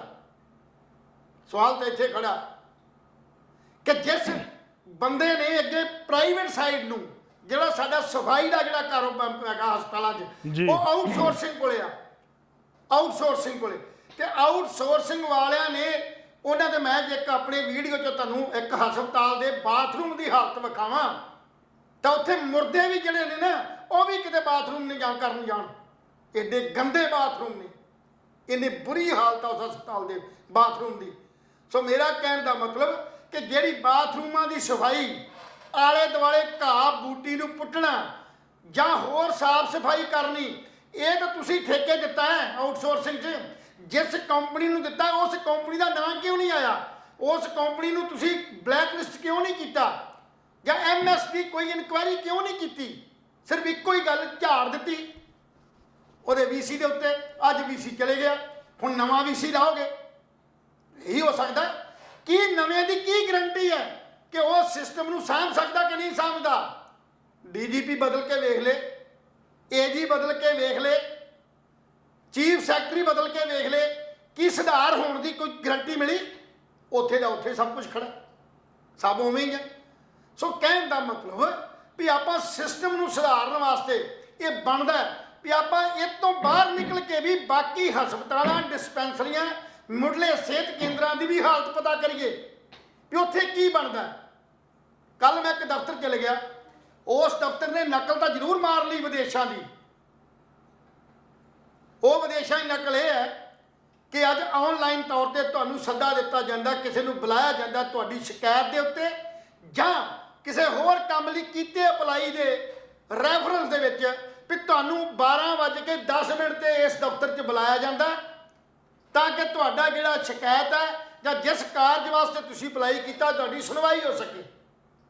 ਤੇ ਜਦੋਂ ਉੱਥੇ ਜਾਂਦੇ ਆ 12:10 ਤੇ ਉੱਥੇ ਪਹੁੰਚਦੇ ਆ ਤਾਂ 3 ਘੰਟੇ ਉਹਨੂੰ ਬੰਦੇ ਨੂੰ ਬਹਿਣਾ ਪੈਂਦਾ ਉੱਥੇ। ਨਕਲ ਤਾਂ ਤੁਸੀਂ ਮਾਰ ਲਈ ਵਿਦੇਸ਼ਾਂ ਦੀ ਜਾਂ ਹੋਰਨਾਂ ਥਾਵਾਂ ਦੀ ਆਨਲਾਈਨ, ਪਰ ਜਦੋਂ ਤੁਸੀਂ ਜਾਂਦੇ ਹੋ ਉੱਥੇ ਤੁਸੀਂ ਅੰਦਰ ਚਾਹ ਪੀ ਰਹੇ ਹੋ, 2 ਘੰਟੇ ਤੱਕ ਤੁਸੀਂ ਚਾਹਾਂ ਪੀਂਦੇ ਰਹਿੰਦੇ ਹੋ, ਪਰ ਪਰਨਾਲਾ ਉੱਥੇ ਦਾ ਉੱਥੇ। ਬਾਹਰ ਜਿਹੜੇ ਲੋਕ ਨੇ ਉਹ ਤੁਹਾਡੀ ਵੇਟ ਕਰ ਰਹੇ ਨੇ ਵੀ ਕਦੋਂ ਤੁਸੀਂ ਸਾਨੂੰ ਬੁਲਾਓਗੇ, ਕਿਉਂਕਿ ਟਾਈਮ ਦਾ 12:10 ਦਾ ਸੀ। ਸੋ ਸੁਧਾਰ ਇਹ ਹੈ ਵੀ ਜਦੋਂ ਤੱਕ ਸਾਡੀ ਮਾਨਸਿਕ ਤੌਰ ਤੇ ਅਸੀਂ ਤਿਆਰ ਨਹੀਂ ਹੁੰਦੇ ਕਿਸੇ ਕੰਮ ਲਈ, ਉਦੋਂ ਤੱਕ ਮਸਲਾ ਜਿਹੜਾ ਉਹ ਹੱਲ ਨਹੀਂ ਹੋ ਪਾਉਂਦਾ। ਸੋ ਹਸਪਤਾਲਾਂ ਦੀ ਹਾਲਤ ਇਸ ਗੱਦਿਆਂ ਨਾਲੋਂ ਵੀ ਕਿਤੇ ਮਾੜੀ ਹੈ। ਬਿਲਕੁਲ ਲੈ, ਤਾਂ ਕੱਲੇ ਪਰ ਅਸੀਂ ਜਿਹੜੀ ਹੈ ਗੱਦੇ ਰੱਖਣ ਨਾਲ ਹਸਪੀਟਲ ਨਹੀਂ ਉਹਨੂੰ ਵੇਖ ਨਹੀਂ ਸਕਦੇ। ਅਸੀਂ ਸ਼ਿਕਾਇਤ ਕਰਨ ਵਾਲਾ ਬੰਦਾ 20 ਵਾਰ ਸੋਚਦਾ ਅਗਰ ਮੈਂ ਸ਼ਿਕਾਇਤ ਕੀਤੀ ਤੇ ਮੇਰਾ ਕੀ ਹਾਲਪਣਾ ਹੋਊਗਾ। ਉਸੇ ਵੇਲੇ ਰਿਪੋਰਟ ਚੱਲ ਜਾਏਗੀ, ਮੇਰੇ ਪਰਿਵਾਰ ਨੂੰ ਮੈਨੂੰ ਦੁਖੀ ਕੀਤਾ ਜਾਏਗਾ, ਮੇਰਾ ਜਿਹੜਾ ਕੰਮ ਹੈ ਉਹ ਹੋਣਾ ਨਹੀਂ। ਬਹੁਤ ਬੰਦੇ ਲੋਕ ਹਸਪਤਾਲਾਂ 'ਚ, ਸਕੂਲਾਂ 'ਚ, ਕਚਹਿਰੀਆਂ 'ਚ, ਥਾਣਿਆਂ 'ਚ, ਹੋਰ ਮਾਲ ਡਿਪਾਰਟਮੈਂਟ 'ਚ ਜਾਂ ਪੰਜਾਬ ਦੇ ਬੇਅੰਤ ਮਹਿਕਮੇ ਨੇ, ਖੇਤੀਬਾੜੀ ਹੋਇਆ, ਇਹ ਮਕਾਨ ਵਸਾਰੀ ਮਹਿਕਮਾ ਹੋਇਆ, ਜਿਹੜਾ ਐਜੂਕੇਸ਼ਨ ਹੋਇਆ, ਪੰਜਾਬ ਸਕੂਲ ਐਜੂਕੇਸ਼ਨ ਬੋਰਡ ਹੋਇਆ, ਜਦੋਂ ਉੱਥੇ ਨਿੱਜੀ ਤੌਰ ਤੇ ਕੋਈ ਆਪਣੇ ਕੰਮ ਕਰਾਉਣ ਜਾਂਦਾ ਨਾ, ਅੱਜ ਵੀ ਹਾਲਤ ਉਹੀ ਹੈ। ਅੱਜ ਵੀ ਉਸੇ ਤਰ੍ਹਾਂ ਲੋਕ ਜਿਹੜੇ ਨੇ ਸੀਟਾਂ ਤੇ ਨਹੀਂ ਮਿਲਦੇ। ਅੱਜ ਵੀ ਕਲਰਕ ਜਿਹੜੇ ਨੇ ਗੂਠਾ ਲਾ ਕੇ ਭੱਜ ਜਾਂਦੇ ਨੇ ਤੇ ਬੰਦਾ ਉੱਥੇ ਜਾਂਦਾ ਉਸੇ ਖੱਜਲ ਖਵਾਰੀ। ਤੇ ਜੇ ਉਸ ਸ਼ੀਟ ਤੇ ਸਟੂਡੈਂਟ ਦੀ ਸ਼ਿਕਾਇਤ ਜਾਂ ਕਿਸੇ ਸੰਬੰਧਿਤ ਅਧਿਕਾਰੀ ਦੀ ਸ਼ਿਕਾਇਤ ਕਿਤੇ ਹੋਰ ਥਾਂ ਕਰਨ ਜਾਂਦਾ ਹੈ ਤੇ ਸ਼ਿਕਾਇਤ ਪਹਿਲਾਂ ਪਹੁੰਚੀ ਹੁੰਦੀ, ਬੰਦਾ ਅੰਦਰੋਂ ਪਹਿਲਾਂ ਚੁੱਕਿਆ ਹੁੰਦਾ। ਮਾਨਸਿਕ ਤੌਰ ਤੇ ਐਲਾਨਾਂ ਨਾਲ ਨਹੀਂ, ਕੰਮ ਨਾਲ ਜਿਹੜਾ ਉਹ ਜ਼ਰੂਰ ਅਸਰ ਪੈਂਦਾ। ਸੋ ਇਸ ਕਰਕੇ ਚੌੜੇ ਮਾਜਰਾ ਸਾਹਿਬ ਨੂੰ ਵੀ ਸਾਡੀ ਬੇਨਤੀ ਹੈ ਵੀ ਇੱਥੇ ਹੀ ਗੱਲ ਨਾ ਖਤਮ ਕਰਨ। ਇਸ ਗੱਲ 'ਚ ਇਹ ਹੋ ਸਕਦਾ ਵੀ ਤੁਹਾਡੀ ਕੋਈ ਨਿੱਜੀ ਦੁਸ਼ਮਣੀ ਹੋਵੇ, ਉਸ ਤੋਂ ਬਾਅਦ ਕੋਈ ਹੋਰ ਹਸਪਤਾਲ 'ਚ ਨਵਾਂ ਤੁਸੀਂ ਚੈਕਿੰਗ ਨਹੀਂ ਪਾਈ ਔਰ ਨਾ ਹੀ ਉਸ MS ਨੂੰ ਕੋਈ ਸ਼ੋਕਾਜ਼ ਨੋਟਿਸ ਇਸ਼ੂ ਕੀਤਾ। ਲੈਲ ਸਾਹਿਬ, ਪਤਾ ਕੀ ਗੱਲ ਹੁੰਦੀ ਹੈ, ਕਈ ਵਾਰੀ ਨਾ ਮਾਹੌਲ ਤਣਾਅਪੂਰਨ ਹੋ ਜਾਂਦਾ ਹੈ। ਤੁਹਾਨੂੰ ਯਾਦ ਹੋਵੇ ਜਦੋਂ ਵਾਈਸ ਚਾਂਸਲਰ ਵਾਲਾ ਐਪੀਸੋਡ ਆਇਆ ਤਾਂ ਡਾਕਟਰਾਂ ਨੇ ਖਿੱਚੋਤਾਣੀ ਸ਼ੁਰੂ ਕਰਤੀ ਸੀ, ਕਈਆਂ ਨੇ ਵਿਰੋਧ ਕੀਤਾ, ਕਈ ਹੱਕ 'ਚ ਖੜੇ ਹੋ ਗਏ, ਠੀਕ ਹੈ ਨਾ। ਕਈ ਜੌੜੇ ਮਾਜਰਾ ਸਾਹਿਬ ਦਾ ਅਸਤੀਫਾ ਮੰਗਣ ਲੱਗੇ ਵੀ ਉਹ ਅਸਤੀਫਾ ਦੇਵੇ ਜਾਂ ਮਾਫੀ ਮੰਗੇ। ਕੁਛ ਗੱਲਾਂ ਇਹੋ ਜਿਹੀਆਂ ਹੁੰਦੀਆਂ ਜਦੋਂ ਚੁੱਪ, ਕਹਿੰਦੇ ਇੱਕ ਚੁੱਪ 100 ਸੁੱਖ। ਐਸੀ ਗੱਲ ਨਹੀਂ ਕਿ ਚੇਤਨ ਸਿੰਘ ਜੌੜੇ ਮਾਜਰਾ ਕੰਮ ਨਹੀਂ ਕਰ ਰਹੇ, ਉਹ ਕਰ ਰਹੇ ਨੇ। ਔਰ ਦੂਜੀ ਗੱਲ, ਅੱਜ ਜੌੜੇ ਮਾਜਰੇ ਨੂੰ ਬਚਾਉਣ ਵਾਸਤੇ ਆਮ ਆਦਮੀ ਪਾਰਟੀ ਨੇ ਜੀ ਵਿਸ਼ਵ ਦੇ ਪ੍ਰਸਿੱਧ ਡਾਕਟਰ ਰਾਜ ਬਹਾਦਰ ਦੀ ਕੁਰਬਾਨੀ ਤੇ ਦੇਤੀ। ਲੈਲ ਸਾਹਿਬ, ਜੇ ਇਹਦੇ 'ਚ ਕੋਈ ਸ਼ੱਕ ਨਹੀਂ। ਲੈਲ ਸਾਹਿਬ ਮੇਰੀ ਗੱਲ ਸੁਣੋ, ਇੱਕ ਵਿਸ਼ਵ ਤੁਸੀਂ ਵਿਸ਼ਵ ਕਰੀ ਜਾਂਦੇ ਹੋ। ਵਿਸ਼ਵ ਬਿਲਕੁਲ। ਦਾ ਬਹੁਤ ਵੱਡਾ ਡਾਕਟਰ ਹੈ, ਵਿਸ਼ਵ ਦਾ ਮਹਾਨ ਡਾਕਟਰ, ਵਿਸ਼ਵ ਦਾ ਸਪਾਈਨ ਦਾ ਡਾਕਟਰ। ਤੁਸੀਂ ਵਿਸ਼ਵ ਦਾ ਡਾਕਟਰ ਸੀ ਤਾਂ ਮਾੜਾ ਮੋਟਾ ਉਹਨੂੰ ਐਜ਼ ਇਨਸਾਨੀਅਤ ਦੇ اخلاقی ਫਰਜ਼ ਬਣਦਾ ਸੀ ਉਹਦਾ ਕਿ ਪੰਜਾਬ ਦੇ ਬਾਰੇ ਸੋਚਦਾ ਹੋਵੇ। ਜਦੋਂ ਗਿੱਲ ਸਾਹਿਬ ਕਿਸੇ ਦੀ ਗਲਮੇ ਤੁਸੀਂ ਹੱਥ ਪਾਓਗੇ ਕਿ ਇਹਦੀ ਇੱਜ਼ਤ ਦਾ ਸਵਾਲ ਹੈ। ਲੈਲ ਸਾਹਿਬ ਜੇ ਸਰਕਾਰ ਇਸ ਗੱਲ ਤੇ ਅੜੀ ਰਹੀ ਤੇ ਅਸੀਂ ਇਸ ਮੰਤਰੀ ਨੂੰ ਨਹੀਂ ਬਦਲ ਸਕਦੇ ਤੇ ਉਹਦੀ ਆਪਣੀ ਵੀ, ਕਿਉਂਕਿ ਉਹ ਆਲਰੇਡੀ ਇੱਕ ਵਿਸ਼ਵ ਦਾ ਉਹ ਡਾਕਟਰ ਸੀ। ਤੁਸੀਂ ਨਿੱਜੀ ਤੌਰ ਤੇ ਰਾਜ ਬਹਾਦਰ ਡਾਕਟਰ ਨੂੰ ਨਹੀਂ ਮਿਲੇ।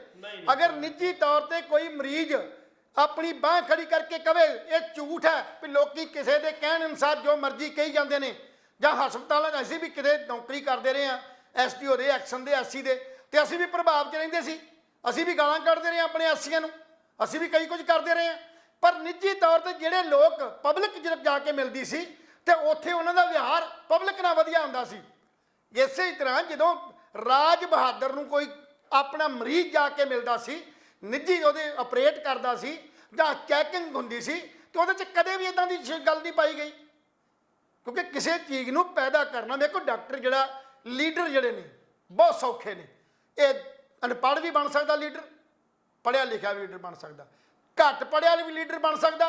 ਪਰ ਉਸ ਲੀਡਰ ਦੀ ਸਿਰਫ 5 ਸਾਲ ਦੀ ਇੱਕ ਅਹਿਦ ਹੈ, ਉਹਨੇ 5 ਸਾਲ ਵਰਕ ਕਰਨਾ, ਉਸ ਤੋਂ ਬਾਅਦ ਉਹਦੀ ਕੋਈ ਗਰੰਟੀ ਨਹੀਂ ਕਿ ਉਹ ਲੋਕਾਂ ਦਾ ਕਿਵੇਂ ਸੁਧਾਰ ਕਰੂਗਾ। ਕਿਉਂਕਿ ਕੋਈ ਇਸ਼ੂ ਹੀ ਨਹੀਂ, ਕੋਈ ਨਾ ਤੇ ਉਹ ਕੋਈ ਮਾਹਰ ਹੈ, ਨਾ ਹੀ ਉਹ ਇੰਜੀਨੀਅਰ ਹੈ, ਨਾ ਹੀ ਉਹ ਡਾਕਟਰ ਹੈ, ਨਾ ਹੀ ਉਹ ਕਿਤੇ ਹੋਰ ਜਿਹੜਾ ਲਾਇਰ ਹੈ ਜਿਹੜਾ ਜਾ ਕੇ ਬਾਹਰ ਲੋਕਾਂ ਦੀ ਸੇਵਾ ਕਰ ਸਕੇ। ਉਹ ਸਿਰਫ 5 ਸਾਲ ਦਾ ਇਸ ਢੰਗ ਦਾ। ਪਰ ਇੱਕ ਡਾਕਟਰ, ਇੱਕ ਇੰਜੀਨੀਅਰ, ਇੱਕ ਲਾਇਰ ਜਾਂ ਇੱਕ ਹੋਰ ਟੈਕਨੋਕ੍ਰੇਟ ਬੰਦਾ ਬਣਨ ਵਾਸਤੇ 25 ਸਾਲ ਲੱਗਦੇ ਨੇ ਬਣਨ 'ਚ। ਤਾਂ ਉਹਦੀ ਸਰਵਿਸ ਜਿਹੜੀ ਹੈ, ਉਹਨੇ ਜਿਹੜੀ ਸੇਵਾ ਕਰਨੀ ਹੈ 58 ਸਾਲ ਤੱਕ ਕਰਨੀ ਆ, ਕਿਤੇ 60 ਸਾਲ ਹੈ। ਸੋ ਉਹਦੀ ਅਹਿਮੀਅਤ ਜ਼ਿਆਦਾ ਹੈ। ਸਰਕਾਰ ਤਾਂ ਵੋਟਾਂ ਪਾ ਕੇ ਹਕੂਮਤ ਬਦਲ ਦੋਗੇ, ਪਰ ਸਿਸਟਮ ਨੂੰ ਬਦਲਣ ਵਾਸਤੇ ਬਹੁਤ ਵੱਡਾ ਯਤਨ ਕਰਨੇ ਪੈਂਦੇ ਨੇ। ਇਸ ਗੱਲ ਦੀ ਲੜਾਈ ਸਾਡੀ ਹੈ। ਇਹ ਲੜਾਈ ਨਹੀਂ ਕਿ ਅਸੀਂ ਇੱਕ ਬੰਦੇ ਨੂੰ ਟਾਰਗੇਟ ਬਣਾ ਕੇ ਸਿਸਟਮ ਦੇ ਵਿੱਚ ਕੋਈ ਖਲਲ ਪੈਦਾ ਕਰਨਾ, ਅਸੀਂ ਸਿਸਟਮ ਸੁਧਾਰਨਾ। ਜੀ ਅਗਰ ਸਿਸਟਮ ਸੁਧਾਰਨਾ ਤੇ ਸਾਨੂੰ ਇਸ ਸਿਸਟਮ ਦੇ ਕਮੀਆਂ, ਘਾਟਾਂ ਤੇ ਕਮਜ਼ੋਰੀਆਂ ਨੂੰ ਦੂਰ ਕਰਨਾ ਪਏਗਾ। ਮਾਨਸਿਕ ਤੌਰ ਤੇ ਅਸੀਂ ਤਾਂ ਤਿਆਰ ਹੋਵਾਂਗੇ ਜੇ ਦੁਨੀਆ ਭਰ ਦੇ ਦੇਸ਼ ਜਿਹੜੇ ਹਿੰਦੁਸਤਾਨ ਤੋਂ ਬਾਅਦ ਆਜ਼ਾਦ ਹੋਏ ਨੇ, ਜਾਂ ਉਹ ਧਰਤੀ ਤੇ ਲੱਭੇ ਹੀ ਬਾਅਦ 'ਚ ਸੀ, ਆਸਟ੍ਰੇਲੀਆ, ਕੈਨੇਡਾ, ਜਾਂ ਉਹ ਦੇਸ਼ ਜਿਨ੍ਹਾਂ ਦੀ ਗਿਣਤੀ ਲੂਣ ਦੇ ਬਰਾਬਰ, ਆਟੇ 'ਚ ਲੂਣ ਦੇ ਬਰਾਬਰ, ਕਿਤੇ 4 ਕਰੋੜ, ਕਿਸੇ ਦੀ 3 ਕਰੋੜ, ਕਿਸੇ ਦੀ 2 ਕਰੋੜ, ਪਰ ਭਾਰਤ ਦੀ 140 ਕਰੋੜ ਹੋਣ ਦੇ ਬਾਅਦ ਵੀ ਆ ਰਾਸ਼ਟਰੀ ਖੇਡਾਂ ਹੋਈਆਂ ਨੇ ਰਾਸ਼ਟਰ ਮੰਡਲ ਦੀਆਂ, ਤੇ ਚੌਥੇ ਨੰਬਰ ਤੇ ਭਾਰਤ ਆਇਆ, ਚੌਥੇ ਨੰਬਰ ਤੇ। ਔਰ ਦੇਸ਼ ਕਿੰਨੇ ਸੀ?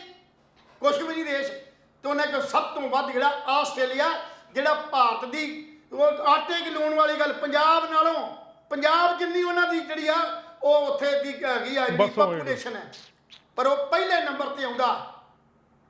ਸੋ ਕਹਿਣ ਦਾ ਭਾਵ ਅਸੀਂ ਇਹ ਤੇ ਕਹਿ ਦਿੱਤਾ ਵੀ ਰਾਸ਼ਟਰ ਮੰਡਲ ਸਾਡੇ ਨੌਜਵਾਨਾਂ ਦੇ ਤਗਮੇ ਲਿਆਂਦੇ, ਪਰ ਤਗਮੇ ਲਿਆਉਣ ਦੀ ਗਿਣਤੀ ਕਿਉਂ ਘਟੀ? ਜੀ ਲੈਲ ਕਿਉਂ ਸਾਹਿਬ ਪਿੱਛੇ ਰਹੇ? ਉਹ ਲੈਲ ਸਾਹਿਬ ਪਤਾ ਕੀ ਹੈ, ਸਾਡਾ ਸਿਸਟਮ ਖਰਾਬ ਹੈ। ਸਾਡਾ ਜਿਹੜਾ ਅਸੀਂ ਧਿਆਨ ਨਹੀਂ ਦਿੰਦੇ ਇਸ ਪਾਸੇ। ਧਿਆਨ ਦਿੰਦੇ ਕਦੋਂ? ਜਦੋਂ ਖੇਡਾਂ ਹੁੰਦੀਆਂ ਨੇ ਤੇ ਖੇਡਾਂ ਹੋਣ ਵੇਲੇ ਬਹੁਤ ਹਲਾਸ਼ੇਰੀਆਂ ਦਿੰਦੇ ਆ, ਪਰ ਉਸ ਤੋਂ ਬਾਅਦ ਨਾ ਖੁਰਾਕ, ਨਾ ਉਹਨਾਂ ਲਈ ਕੋਈ ਪ੍ਰਬੰਧ, ਨਾ ਉਹਨਾਂ ਨੂੰ ਕੋਈ ਚੰਗੀ ਖੇਡ ਦੇ ਜਿਹੜੇ ਮੈਦਾਨ ਹੈ, ਨਾ ਉਹਨਾਂ ਲਈ ਕੋਈ ਚੰਗੀ ਖੁਰਾਕ ਹੈ, ਨਾ ਉਹਨਾਂ ਨੂੰ ਕੋਈ ਚੰਗਾ ਪੈਸੇ ਮਿਲਦੇ ਨੇ। ਉਹ ਵਿਚਾਰੇ ਪਤਾ ਨਹੀਂ ਕਿੱਥੋਂ ਕਰ ਕਰਾ ਕੇ ਆਪਣੇ ਪੱਲਿਓਂ, ਕਈਆਂ ਦੀਆਂ ਮੈਂ ਹਿਸਟਰੀਆਂ ਵੇਖੀਆਂ ਨੇ, ਔਰ ਉਹਨਾਂ ਦੇ ਮਾਂ-ਬਾਪ ਆਪਣੀ ਮਿਹਨਤ ਕਰ ਕਰਕੇ ਆਪਣੇ ਬੱਚੇ ਨੂੰ ਸਪੋਰਟਸ ਦੇ ਖੇਤਰ 'ਚ ਲੈਲ ਸਾਹਿਬ ਜਿਹੜਾ ਭੱਜਣ ਵਾਲੇ ਬੂਟ ਹੁੰਦੇ ਆ ਨਾ, ਉਹ ਆਮ ਬੂਟ ਨਹੀਂ ਚੱਲਦੇ, 9-9 ਹਜ਼ਾਰ ਦੇ ਬੂਟ ਆਉਂਦੇ ਆ। ਹੁਣ ਜਿਹੜਾ ਗਰੀਬ ਬੰਦਾ ਹੁੰਦਾ ਉਹ ਬੂਟ ਵੀ ਲੈ ਕੇ ਨਹੀਂ ਦੇ ਸਕਦਾ। ਉਹ ਸਰਕਾਰਾਂ ਇਸ ਗੱਲ ਦਾ ਪ੍ਰਬੰਧ ਨਹੀਂ ਕਰਦੀਆਂ, ਨਾ ਸਪਾਂਸਰ ਮਿਲਦੇ ਨੇ। ਸਪਾਂਸਰ ਸਿਰਫ ਕ੍ਰਿਕਟ ਨੂੰ ਮਿਲ ਰਹੇ ਨੇ, ਬਾਕੀ ਗੇਮਾਂ ਨੂੰ ਸਪਾਂਸਰ ਨਹੀਂ ਮਿਲ ਰਹੇ। ਔਰ ਸਭ ਤੋਂ ਵੱਡੀ ਗੱਲ ਹੈ ਵੀ ਇਹ ਵੀ ਰਾਜਨੀਤੀ ਬੜੀ ਹੋਈ ਹੈ ਇਹਨਾਂ ਖਿਡਾਰੀਆਂ ਦੇ ਵਿੱਚ। ਪਰ ਖਿਡਾਰੀਆਂ ਦੇ ਵਿੱਚ ਜੇ ਔਰਤਾਂ ਦੀ ਗੱਲ ਕਰੀਏ, ਉੱਥੇ ਸਰੀਰਕ ਸ਼ੋਸ਼ਣ ਬਹੁਤ ਚੱਲਦਾ। ਸਭ ਤੋਂ ਵੱਡੀ ਗੱਲ ਇਹ ਹੈ, ਬਹੁਤ ਸਾਰੇ ਸਨਸਨੀਖੇਜ਼ ਖੁਲਾਸੇ ਕਈ ਵਾਰੀ ਹੋਏ ਨੇ। ਸੋ ਇਸ ਕਰਕੇ ਇਹ ਗੱਲਾਂ ਜਿਹੜੀਆਂ ਨੇ ਸੁਧਾਰ ਔਰ ਸਿਸਟਮ ਦੀਆਂ ਗੱਲ ਨੇ, ਜਿੰਨਾ ਚਿਰ ਇਮਾਨਦਾਰੀ, ਪਾਰਦਰਸ਼ਤਾ ਨਹੀਂ ਹੋਊਗੀ, ਉਹਨਾਂ ਚਿਰ ਅਸੀਂ ਹਿੰਦੁਸਤਾਨ ਨੂੰ ਵਧੀਆ ਨਹੀਂ ਬਣਾ ਸਕਦੇ। ਔਰ ਰੋਜ਼ ਤੁਸੀਂ ਦੇਖਦੇ ਹੋ ਕਦੇ ਕਦੇ ਕਿਸੇ ਸਟੀਲ ਕਾਰੋਬਾਰ ਦੇ ਘਰ ਦੇ ਵਿੱਚੋਂ 90 ਕਰੋੜ ਮਿਲਿਆ, ਕਿਤੋਂ 60 ਕਰੋੜ ਮਿਲਿਆ, ਅਗਰ ਜੀ ਸਾਰਾ ਦਿਨ ਪੈਸੇ ਗਿਣਦੇ ਗਿਣ ਥੁੱਕ ਮੁੱਕ ਗਿਆ। ਇਹ ਜਿਹੀਆਂ ਗੱਲਾਂ 390 ਕਰੋੜ ਮਿਲਿਆ ਹੁਣ। ਹਾਂ, ਇਹ ਜਿਹੀਆਂ ਆਪਾਂ ਗੱਲਾਂ ਕਰ। ਤੁਸੀਂ ਸੋਚੋ ਵੀ ਜਦੋਂ ਇੱਕ ਬੰਦਾ ਆਪਦੇ ਘਰੇ 2 ਨੰਬਰ ਦਾ 390 ਕਰੋੜ ਲੁਕੋ ਕੇ ਰੱਖੂਗਾ, ਤਾਂ ਜਿਹੜਾ ਬੰਦਾ ਗਰੀਬ ਬੰਦਾ ਜਿਹਨੂੰ ਆਪਾਂ ਇਹ ਸਲਾਹ ਦਿੰਦੇ ਆ ਕਿ ਤੂੰ ਮਿਹਨਤ ਕਰ, ਹਨਾ, ਮੋਦੀ ਸਾਹਿਬ ਵੀ ਕਹਿੰਦੇ ਨੇ, ਭਾਜਪਾ RSS ਵਾਲੇ ਵੀ ਕਹਿੰਦੇ ਨੇ, ਅਸੀਂ ਵੀ ਕਹਿੰਦੇ ਕਿ ਮਿਹਨਤ ਕਰ। ਹੁਣ ਜਿਹੜਾ ਬੰਦਾ ਮਿਹਨਤ ਕਰਨ ਨਾਲੋਂ ਮਿਹਨਤਾਨਾ ਨਹੀਂ ਮਿਲੂਗਾ, ਮਿਹਨਤਾਨਾ ਕਿੰਨਾ ਮਿਲੂਗਾ? 200 300 400 500। ਹੁਣ 500 ਦਿਹਾੜੀ ਦੇ ਵਿੱਚ ਉਹ ਬੰਦਾ ਆਪਣੇ ਬੱਚੇ ਪਾਲੂਗਾ ਜਾਂ ਆਪਣੇ ਬੱਚਿਆਂ ਨੂੰ ਪੜਾਊਗਾ? ਬਹੁਤ ਸਾਰੇ ਬੱਚੇ ਨੇ ਜਿਹੜੇ ਗਰੀਬ ਪਰਿਵਾਰ ਦੇ ਵਿੱਚ ਹੈਗੇ ਨੇ, ਉਹ ਪੜ੍ਹਾਈ 'ਚ ਬਹੁਤ ਹੁਸ਼ਿਆਰ ਨੇ, ਪਰ ਸਾਡੇ ਕੋਲ ਸਪਾਂਸਰ ਹੈ ਨਹੀਂ, ਸਾਡੇ ਕੋਲ ਪੈਸਾ ਹੈ ਨਹੀਂ। ਅਸੀਂ ਸਰਕਾਰਾਂ, ਇੱਕ ਛੋਟੀ ਜਿਹੀ ਬੱਚੀ, ਤੁਸੀਂ ਸ਼ਾਇਦ ਗੱਲ ਵੀ ਕਰੀ ਸੀ ਇੱਕ ਵਾਰੀ ਆਪਣੇ ਸ਼ੋਅ 'ਚ, ਉਹਨੇ ਨਰਿੰਦਰ ਮੋਦੀ ਨੂੰ ਕੋਈ ਚਿੱਠੀ ਲਿਖੀ ਸੀ। ਜੀ ਜੀ, ਤੁਸੀਂ ਇਹ ਗੱਲ ਜ਼ਿਕਰ ਕਰਿਆ ਸੀ ਹਫ਼ਤਾ ਪਹਿਲਾਂ ਕਰਿਆ ਸੀ ਵੀ ਜੀ ਮੇਰੇ ਕੋਲੇ, ਮੈਂ ਪੜ੍ਹਨਾ ਚਾਹੁੰਦੀ ਆ, ਮੇਰੇ ਕੋਲੇ ਪੈਨਸਲ ਲੈਣ ਵਾਸਤੇ ਵੀ ਪੈਸੇ ਨਹੀਂ ਹੈਗੇ, ਮੈਂ ਆਪਣੀ ਮਾਂ ਨੂੰ ਕਹਿਨੀ ਆ ਕਿ ਮੈਨੂੰ ਰਬੜ ਪੈਨਸਲ ਲੈ ਦੇ, ਤਾਂ ਉਹ ਕਹਿੰਦੀ ਮੇਰੇ ਕੋਲੇ ਪੈਸੇ ਉਹ ਮਾਰਦੀ ਕੁੱਟਦੀ ਹੈ, ਉਹ ਮਾਰ, ਚਲੋ ਵਿਚਾਰਾ ਪਰੇਸ਼ਾਨ ਤਾਂ ਬੰਦਾ, ਪੈਸੇ ਹੈ ਨਹੀਂ ਗੇ, ਪਿਆਰ ਵੀ ਕਰਦੀ ਐ, ਐਸੀ ਗੱਲ ਨਹੀਂ, ਕੋਈ ਸਖੀ ਮਾਂ, ਕੋਈ ਮਤਰੇਈ ਮਾਂ ਵੀ ਨਹੀਂ ਕਹਿ ਸਕਦੇ ਆਪਾਂ। ਮਤਲਬ ਤੁਸੀਂ ਵੇਖੋ, ਤੁਸੀਂ ਹੁਣ ਵੱਡੇ ਵੱਡੇ ਲੀਡਰ ਹੋ, ਵੱਡੇ ਵੱਡੇ ਐਜੂਕੇਸ਼ਨ ਨਾਲ ਥੰਮ ਨੇ, ਮੋਦੀ ਸਾਹਿਬ ਹਮੇਸ਼ਾ ਬੱਚਿਆਂ ਦੀ ਗੱਲ ਕਰਦੇ ਨੇ, ਇੱਕ ਤੁਸੀਂ ਉਸ ਬੱਚੇ ਦਾ ਕੁਝ ਨਹੀਂ ਹੋਇਆ, ਕੋਈ ਉਹਦੀ ਫਰਿਆਦ ਨਹੀਂ ਸੁਣੀ, ਕੋਈ ਉਹਦੀ ਚਿੱਠੀ ਦੇ ਇੰਪਲੀਮੈਂਟ ਹੋ ਸਕਦਾ ਲੋਕਲ ਲੈਵਲ ਤੇ, ਕੋਈ ਸਮਾਜ ਸੇਵੀ ਸੰਸਥਾਵਾਂ ਨੇ ਜਾਂ DC ਨੇ ਕੋਈ ਚੰਗਾ ਕੀਤਾ ਜਾ ਸਕਦਾ ਜੀ। ਪੈਨਸਲਾਂ ਨੂੰ, ਰਬੜਾਂ ਨੂੰ, ਕਿਤਾਬਾਂ ਤੇ ਕਾਪੀਆਂ ਨੂੰ GST ਤੋਂ ਬਾਹਰ ਰੱਖ ਲੈਂਦੇ। ਲੇਕਿਨ ਸਵਾਲ ਇੱਥੇ ਖੜਾ ਹੁੰਦਾ ਕਿ ਅਸੀਂ ਮਦਦ ਨਹੀਂ ਕਰਨਾ ਚਾਹੁੰਦੇ। ਸਵਾਲ ਇੱਥੇ ਹੈ ਵੀ ਜਿਹੜਾ ਬੰਦਾ ਗਰੀਬ ਹੈ, ਅਸੀਂ ਉਹਨੂੰ ਗਰੀਬ ਦੇਖਣਾ ਚਾਹੁੰਦੇ ਹਾਂ ਵੀ ਯਾਰ ਇਹ ਗਰੀਬ ਹੀ ਰਹੇ ਸਾਲਾ ਮੇਰਾ, ਹਨਾ, ਇਹ ਸਾਡੇ ਬਰਾਬਰ ਨਾ ਉੱਠ ਖੜੇ, ਵੀ ਜੇ ਬਰਾਬਰ ਉੱਠ ਖੜਾ ਫਿਰ ਤਰੱਕੀ ਕਰ ਜੂਗਾ, ਫਿਰ ਸਾਨੂੰ ਸਲਾਮ ਕੌਣ ਠੋਕੂਗਾ। ਜੇ ਇੱਕ ਵਾਰੀ ਇੱਕ ਫਿਲਮ ਦੇ ਵਿੱਚ ਸੀਨ ਸੀ ਲਹਿਲ ਸਾਹਿਬ, ਉਹ ਕਹਿੰਦਾ ਵੀ ਆਪਾਂ ਜਿਹੜੇ ਗਰੀਬ ਬੰਦੇ ਨੇ ਵੀ ਆਪਣੇ ਕੋਲ ਫੰਡ ਬਹੁਤ ਹੈ, ਕੋਈ ਲੀਡਰ ਨੂੰ ਪੁੱਛ ਰਿਹਾ ਉਹਦਾ PA ਵੀ ਆਪਾਂ ਤਾਂ ਇਹਨਾਂ ਦੇ ਰਾਤੋਂ ਰਾਤ ਆਪਾਂ ਇਹਨਾਂ ਦੇ ਘਰ ਬਣਾ ਸਕਦੇ ਆ, ਗਰੀਬੀ ਚੱਕ ਸਕਦੇ ਆ। ਉਹ ਕਹਿੰਦਾ ਜੇ ਆਪਾਂ ਇਹਨਾਂ ਦੀ ਗਰੀਬੀ ਚੱਕਦੀ ਫਿਰ ਆਪਾਂ ਨੂੰ ਵੋਟਾਂ ਕੌਣ ਪਾਊਗਾ? ਬਿਲਕੁਲ ਇਹੀ ਲੋਕ ਨੇ, ਗਰੀਬ ਲੋਕ ਨੇ, ਜਿਨ੍ਹਾਂ ਨੂੰ ਆਪਾਂ ਹਰ 5 ਸਾਲ ਬਾਅਦ ਮੂਰਖ ਬਣਾਉਣਾ ਹੈ, ਔਰ ਮੂਰਖ ਬਣਾ ਕੇ ਇਹਨਾਂ ਨੂੰ ਆਟੇ ਦਾਲ ਦੀਆਂ ਸਕੀਮਾਂ ਦੇ ਭੱਬਲ ਭੂਸੇ ਵਿੱਚ ਪਾ ਕੇ ਵੋਟਾਂ ਹਾਸਲ ਕਰਨੀਆਂ, ਦਾਣਾ ਸੁੱਟਣਾ, ਦਾਣਾ। ਜਿਵੇਂ ਹਿਟਲਰ ਕੀ ਕਰਦਾ ਸੀ, ਇੱਕ ਵਾਰੀ ਹਿਟਲਰ ਨੇ ਦਰਬਾਰ ਲਾ ਲਿਆ, ਇੱਕ ਮੁਰਗਾ ਲੈ ਲਿਆ ਉਹਨੇ, ਹੁਣ ਹਿਟਲਰ ਮੁਰਗੇ ਦੇ ਫੰਗ ਪੱਟ ਰਿਹਾ, ਉਹਨੇ ਹੌਲੀ ਹੌਲੀ ਫੰਗ ਪੱਟਦਾ ਗਿਆ ਤੇ ਮੁਰਗਾ ਜਮਾ ਗੰਜਾ ਕਰਤਾ ਤੇ ਉਹਦੀ ਸਕਿਨ ਰਹਿ ਗਈ। ਉਹ ਪਰੇਸ਼ਾਨ ਵੀ ਸੀ ਮੁਰਗਾ, ਤੇ ਸਾਰੇ ਬੈਠੇ ਰਾਜੇ ਜਿੰਨੇ ਵੀ ਸੀਗੇ ਹਿਟਲਰ ਦੇ ਚੇਲੇ ਚਪਾਟੇ, ਉਹ ਵੇਖ ਰਹੇ ਸੀ ਵੀ ਹਿਟਲਰ ਮੂਰਖ ਹੋ ਗਿਆ, ਪਾਗਲ ਹੋ ਗਿਆ, ਵੀ ਕਰ ਕੀ ਰਿਹਾ। ਉਸ ਤੋਂ ਬਾਅਦ ਜਦੋਂ ਮੁਰਗਾ ਬਿਲਕੁਲ ਨੰਗਾ ਕਰਤਾ, ਬਾਲ ਸਾਰੇ ਝਾੜ ਤੇ, ਤਾਂ ਉਹਨੇ ਹੱਥ ਵਿੱਚ ਦਾਣੇ ਫੜ ਲਏ ਤੇ ਉਹ ਦਾਣੇ ਖਿਲਾਰਦਾ ਜਾ ਰਿਹਾ। ਹੁਣ ਉਹ ਮੁਰਗਾ ਉਹਦੇ ਪਿੱਛੇ ਪਿੱਛੇ ਜਾ ਰਿਹਾ, ਦਾਣੇ ਚੁਗਦਾ।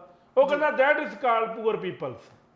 ਇਹ ਪੂਅਰ ਲੋਕ ਨੇ, ਇਹ ਗਰੀਬ ਲੋਕ ਨੇ, ਇਹਨਾਂ ਨੂੰ ਜ਼ਰੂਰਤ ਦਾ ਹਰਾਮ ਦਾ ਮਾਲ ਖਾਣ ਦੀ ਇੰਨੀ ਆਦਤ ਪਾ ਦਿਓ ਕਿ ਨੰਗੇ ਹੋ ਕੇ ਵੀ ਤੁਹਾਡੇ ਮਗਰ ਜਾਣ। ਸਾਡੇ ਹਿੰਦੁਸਤਾਨ, ਸਾਡਾ ਰਾਜਨੀਤੀ ਬਿਲਕੁਲ ਹਿਟਲਰਵਾਦੀ ਰਾਜਨੀਤੀ, ਸਾਡਾ ਹਿੰਦੁਸਤਾਨ ਉਸੇ ਰਾਜਨੀਤੀ ਨੂੰ ਅਡਾਪਟ ਕਰਦਾ ਹੈ, ਉਸੇ ਰਾਜਨੀਤੀ ਨੂੰ ਕੰਮ ਕਰਦਾ ਹੈ। ਲਹਿਲ ਸਾਹਿਬ ਬਿਲਕੁਲ ਜੀ, ਤੁਹਾਡੀ ਗੱਲ ਗਿੱਲ ਸਾਹਿਬ ਬਹੁਤ ਸਪਸ਼ਟ ਹੈ ਵੀ ਸਾਡੀ ਅੱਜ ਰਾਜਨੀਤੀ ਜਿਹੜੀ ਹੈ, ਜਿਸ ਰਾਜਨੀਤੀ ਦੇ ਸਾਡੇ ਜਿਹੜੇ ਆਗੂ ਨੇ, ਜਿਹੜੇ ਸਾਡੇ ਤੇ ਰਾਜ ਕਰ ਰਹੇ ਨੇ, ਉਹ ਇੱਕ ਬੇਸਿਕਲੀ ਇੰਟਰਨਲ ਤੌਰ ਤੇ ਉਹ ਹਿਟਲਰ ਵਾਲੀ ਪਾਲਿਸੀ ਦੇ ਉੱਤੇ ਹੀ ਕੰਮ ਕਰਦੇ, ਮਾਨਸਿਕ ਤੌਰ ਤੇ ਇੰਨਾ ਸਾਨੂੰ ਜਿਹਨੀਅਤ ਤੌਰ ਤੇ ਗੁਲਾਮ ਕਰਕੇ ਰੱਖ ਦਿੱਤਾ, ਜਿਹਦੇ ਲਈ ਅਸੀਂ ਮਗਰ ਜਿਹੜੀ ਆ ਉਹ ਸਕੀਮਾਂ ਲਈ ਦੌੜਦੇ ਫਿਰਦੇ ਆ। ਅਖੀਰੀ ਹੁਣ ਸੁਪਰੀਮ ਕੋਰਟ ਦੇ ਜਿਹੜੀ ਪਟੀਸ਼ਨਾਂ ਪਈਆਂ ਨੇ, ਉਹ ਇਸ ਆਧਾਰ ਤੇ ਪਈਆਂ ਨੇ ਵੀ ਜਿਹੜੀ ਰਾਜਨੀਤਿਕ ਪਾਰਟੀਆਂ ਚੋਣਾਂ ਦੇ ਦੌਰਾਨ ਇਹ ਮੁਫਤ ਦੀਆਂ ਸਕੀਮਾਂ ਜਿਹੜੀਆਂ ਜਾਰੀ ਕਰਦੀਆਂ ਨੇ, ਇਹਨਾਂ ਨੂੰ ਬੰਦ ਕੀਤਾ ਜਾਵੇ। ਇਹ ਲੋਕਾਂ ਨਾਲ ਸ਼ੋਸ਼ਣ ਹੈ, ਇਹ ਲੋਕਾਂ ਨਾਲ ਧੋਖਾਧੜੀ ਤੇ ਜਿਹੜੀ ਚਾਲਬਾਜ਼ੀ ਹੈ। ਔਰ ਵੇਖਾਂਗੇ ਆਉਣ ਵਾਲੇ ਸਮੇਂ ਸੁਪਰੀਮ ਕੋਰਟ ਜਿਹੜੀ ਇਹਦੇ ਉੱਤੇ ਕੀ ਫੈਸਲਾ ਕਰਦੀ ਆ। ਇੱਕ ਨਵੀਂ ਗੱਲ ਜਿਹੜੀ ਮੈਂ ਹੋਰ ਕਰਨੀ ਚਾਹੁੰਦਾ ਵੀ ਇੱਕ ਪਾਸੇ ਤੇ ਰਾਜਨੀਤਿਕ ਲੋਕ, ਸਾਡੀ ਆਮ ਆਦਮੀ ਪਾਰਟੀ ਜਿਹੜੀ ਆ ਆਮ ਲੋਕਾਂ ਦੀ ਗਿਣੀ ਗਈ ਆ, ਗਰੀਬਾਂ ਤਾਂ ਦੂਜਿਆਂ ਦੀ ਗੱਲ ਕਰਦੇ ਆ ਵੀ ਅਸੀਂ ਤੇ ਆਮ ਬੰਦੇ ਆ, ਆਮ ਲੋਕ ਆ, ਆਮ ਜੀਵਨ ਜੀਣ ਵਾਲੇ ਆ, ਸਾਡੇ ਕੋਲ ਘਰ ਨਹੀਂ, ਘਾਟ ਨਹੀਂ, ਛੋਟੇ ਘਰਾਂ 'ਚ ਰਹਿਣ ਵਾਲੇ ਆ। ਪਰ ਸਾਡੀ ਇੱਥੋਂ MLA ਗਗਨਮਾਨ, ਅਨਮੋਲ ਗਗਨਮਾਨ, ਜਿਹਨੂੰ ਥੋੜੇ ਸਮੇਂ ਪਹਿਲਾਂ ਜਿਹੜਾ ਸਾਡਾ ਕੈਬਨਿਟ ਮੰਤਰੀ ਦੇ ਵਿੱਚ ਜਿਹੜਾ ਉਹ ਨਵਾਜਿਆ ਗਿਆ ਔਰ ਮੰਤਰੀ ਬਣਾਇਆ ਗਿਆ। ਮੰਤਰੀ ਬਣਾਉਣ ਤੋਂ ਬਾਅਦ ਸੱਭਿਆਚਾਰਕ ਮਾਮਲੇ ਵਿਭਾਗ ਤੇ ਭਲਾਈ ਵਿਭਾਗ ਜਿਹੜਾ ਦੇ ਦਿੱਤਾ ਗਿਆ। ਅੱਜ ਉਸ ਨੇ ਡਿਮਾਂਡ ਕੀਤੀ ਪੰਜਾਬ ਸਰਕਾਰ ਨੂੰ 34 ਮੰਗਾਂ ਦੀ ਵੀ ਮੇਰਾ ਜਿਹੜਾ ਬੰਗਲਾ ਮੈਨੂੰ 39 ਸੈਕਟਰ ਦੇ ਵਿੱਚ 956 ਨੰਬਰ, ਸ਼ਾਇਦ ਨੰਬਰ 'ਚ ਕੋਈ ਹੇਰ-ਫੇਰ ਹੋ ਸਕਦੀ ਹੈ, 956 ਕਿ 958 ਨੰਬਰ, ਜਿਹੜੀ ਕੋਠੀ ਮੈਨੂੰ ਅਲਾਟ ਕੀਤੀ ਗਈ ਹੈ ਉਹਦੇ ਵਿੱਚ ਆਹ ਕਮੀਆਂ ਪਾਈਆਂ ਜਾਂਦੀਆਂ ਤੇ ਇਸ ਕਮੀਆਂ ਨੂੰ ਦੂਰ ਕਰਨ ਵਾਸਤੇ ਇਹਨੂੰ ਫੰਡ ਜਾਰੀ ਕੀਤੇ ਜਾਣ, ਇਹਨੂੰ ਬੰਗਲਾ 5 ਸਟਾਰ ਬੰਗਲੇ ਦੇ ਰੂਪ ਦੇ ਤੌਰ ਤੇ ਇਹਨੂੰ ਬਣਾ ਦਿੱਤਾ ਜਾਵੇ। ਹੈਰਾਨ ਹੋਵਾਂਗੇ ਤੁਸੀਂ ਉਹਨਾਂ ਮੰਗਾਂ 'ਚ, ਉਹ 34 ਮੰਗਾਂ ਨੇ ਜਿਹਦੇ ਵਿੱਚ ਇੰਨਾ ਵਧੀਆ, ਔਰ ਬਹੁਤੀਆਂ ਗੱਲਾਂ ਤੇ ਮੈਂ ਨਾ ਕਰਾਂ, ਉਹ ਆਪਣੀ ਛੱਤ ਦੇ ਉੱਤੇ ਸਵਿਮਿੰਗ ਪੂਲ ਦੀ ਮੰਗ ਕਰਦੀ ਆ। ਇਹ ਆ ਆਮ ਆਦਮੀ ਪਾਰਟੀ ਦਾ ਅੰਦਰੂਨੀ ਕਰੈਕਟਰ, ਜਿਹੜੀ ਕੱਲ ਤੱਕ ਪਤਾ ਨਹੀਂ ਕਿਰਾਏ ਦੇ ਜਾਂ ਕਿੱਥੇ ਮਕਾਨਾਂ 'ਚ ਰਹਿੰਦੀ ਸੀ, ਜਿਹੜੀ ਇਹ ਡਿਜ਼ਰਵ ਹੀ ਨਹੀਂ ਸੀ ਕਰਦੀ, ਜਿਹਨੂੰ ਇਹ ਪਤਾ ਹੀ ਨਹੀਂ ਸੀ ਵੀ ਹਕੂਮਤ ਚਲਾਵੇ ਕਿ ਚੱਲਦੀ ਕਿਵੇਂ ਆ। ਅੱਜ ਉਹ ਆਪਣੇ ਪੰਜਾਬ ਸਰਕਾਰ ਤੋਂ ਆਪਣੀ ਕੋਠੀ ਨੂੰ ਰੈਨੋਵੇਟ ਕਰਾਉਣ ਵਾਸਤੇ 34 ਮੰਗਾਂ ਦਾ ਇੱਕ ਮੈਂਬਰ ਉਹਨੂੰ ਦਿੰਦੀ ਆ, ਜਿੱਥੇ ਘੱਟੋ ਘੱਟ ਵੀ ਕਰੋੜਾਂ ਰੁਪਈਆ ਖਰਚ ਆਉਣ ਦੀ ਸੰਭਾਵਨਾ ਹੈ। ਤੇ ਆਮ ਆਦਮੀ ਕਿੱਥੋਂ ਰਹੇ ਫਿਰਦੀ? 5 ਸਟਾਰ ਹੋਟਲ ਤੋਂ ਉੱਪਰ ਦੀ ਫੈਸਿਲਿਟੀ ਜਿਹੜੀ ਉਹ ਮੰਗਦੀ ਹੈ ਵੀ ਮੇਰੇ ਲਾਉਣ ਦੇ ਵਿੱਚ ਬਹੁਤ ਵਧੀਆ ਹਟਸ ਹੋਣੇ ਚਾਹੀਦੇ ਆ, ਘਾਹ ਲੱਗਣਾ ਚਾਹੀਦਾ, ਸਾਰਾ ਮੇਰਾ ਡਰਾਇੰਗ ਰੂਮ ਇੱਥੇ ਨਵੇਂ ਕਾਰਪੈਟ ਤੇ ਨਵੇਂ ਜਿਹੜੇ ਸੋਫੇ ਹੋਣੇ ਚਾਹੀਦੇ ਆ, ਜਿਹੜੇ ਦਰਸ਼ਕ ਗੈਲਰੀ ਹੈ, ਦਰਸ਼ਕ ਗੈਲਰੀ ਦੇ ਵਿੱਚ ਕੰਪਿਊਟਰ ਤੇ ਟੀਵੀ, ਸਾਰੇ ਕਮਰਿਆਂ ਦੇ ਵਿੱਚ LCDਆਂ 65 mm ਜਿਹਨੂੰ ਕਹਿੰਦੇ ਆ MM ਦੀਆਂ ਉਹ ਸਕਰੀਨਾਂ ਲੱਗਣੀਆਂ ਚਾਹੀਦੀਆਂ ਨੇ। ਗੇਟਾਂ ਤੇ ਕਮਰਿਆਂ ਦੇ ਸਮੁੱਚੇ ਦਰਵਾਜ਼ੇ ਜਿਹੜੇ ਆ ਉਹ ਨਵੇਂ ਜਿਹੜੇ ਆ ਉਹ ਲੱਗਣੇ ਚਾਹੀਦੇ ਨੇ। ਸੋ ਐਡਾ ਵੱਡਾ ਜਿਹੜਾ ਉਹ ਚਾਰਟ, 34 ਮੰਗਾਂ ਦਾ ਚਾਰਟ ਜਿਹੜਾ ਪੰਜਾਬ ਸਰਕਾਰ ਕੋਲ ਨੇ ਪੇਸ਼ ਕੀਤਾ।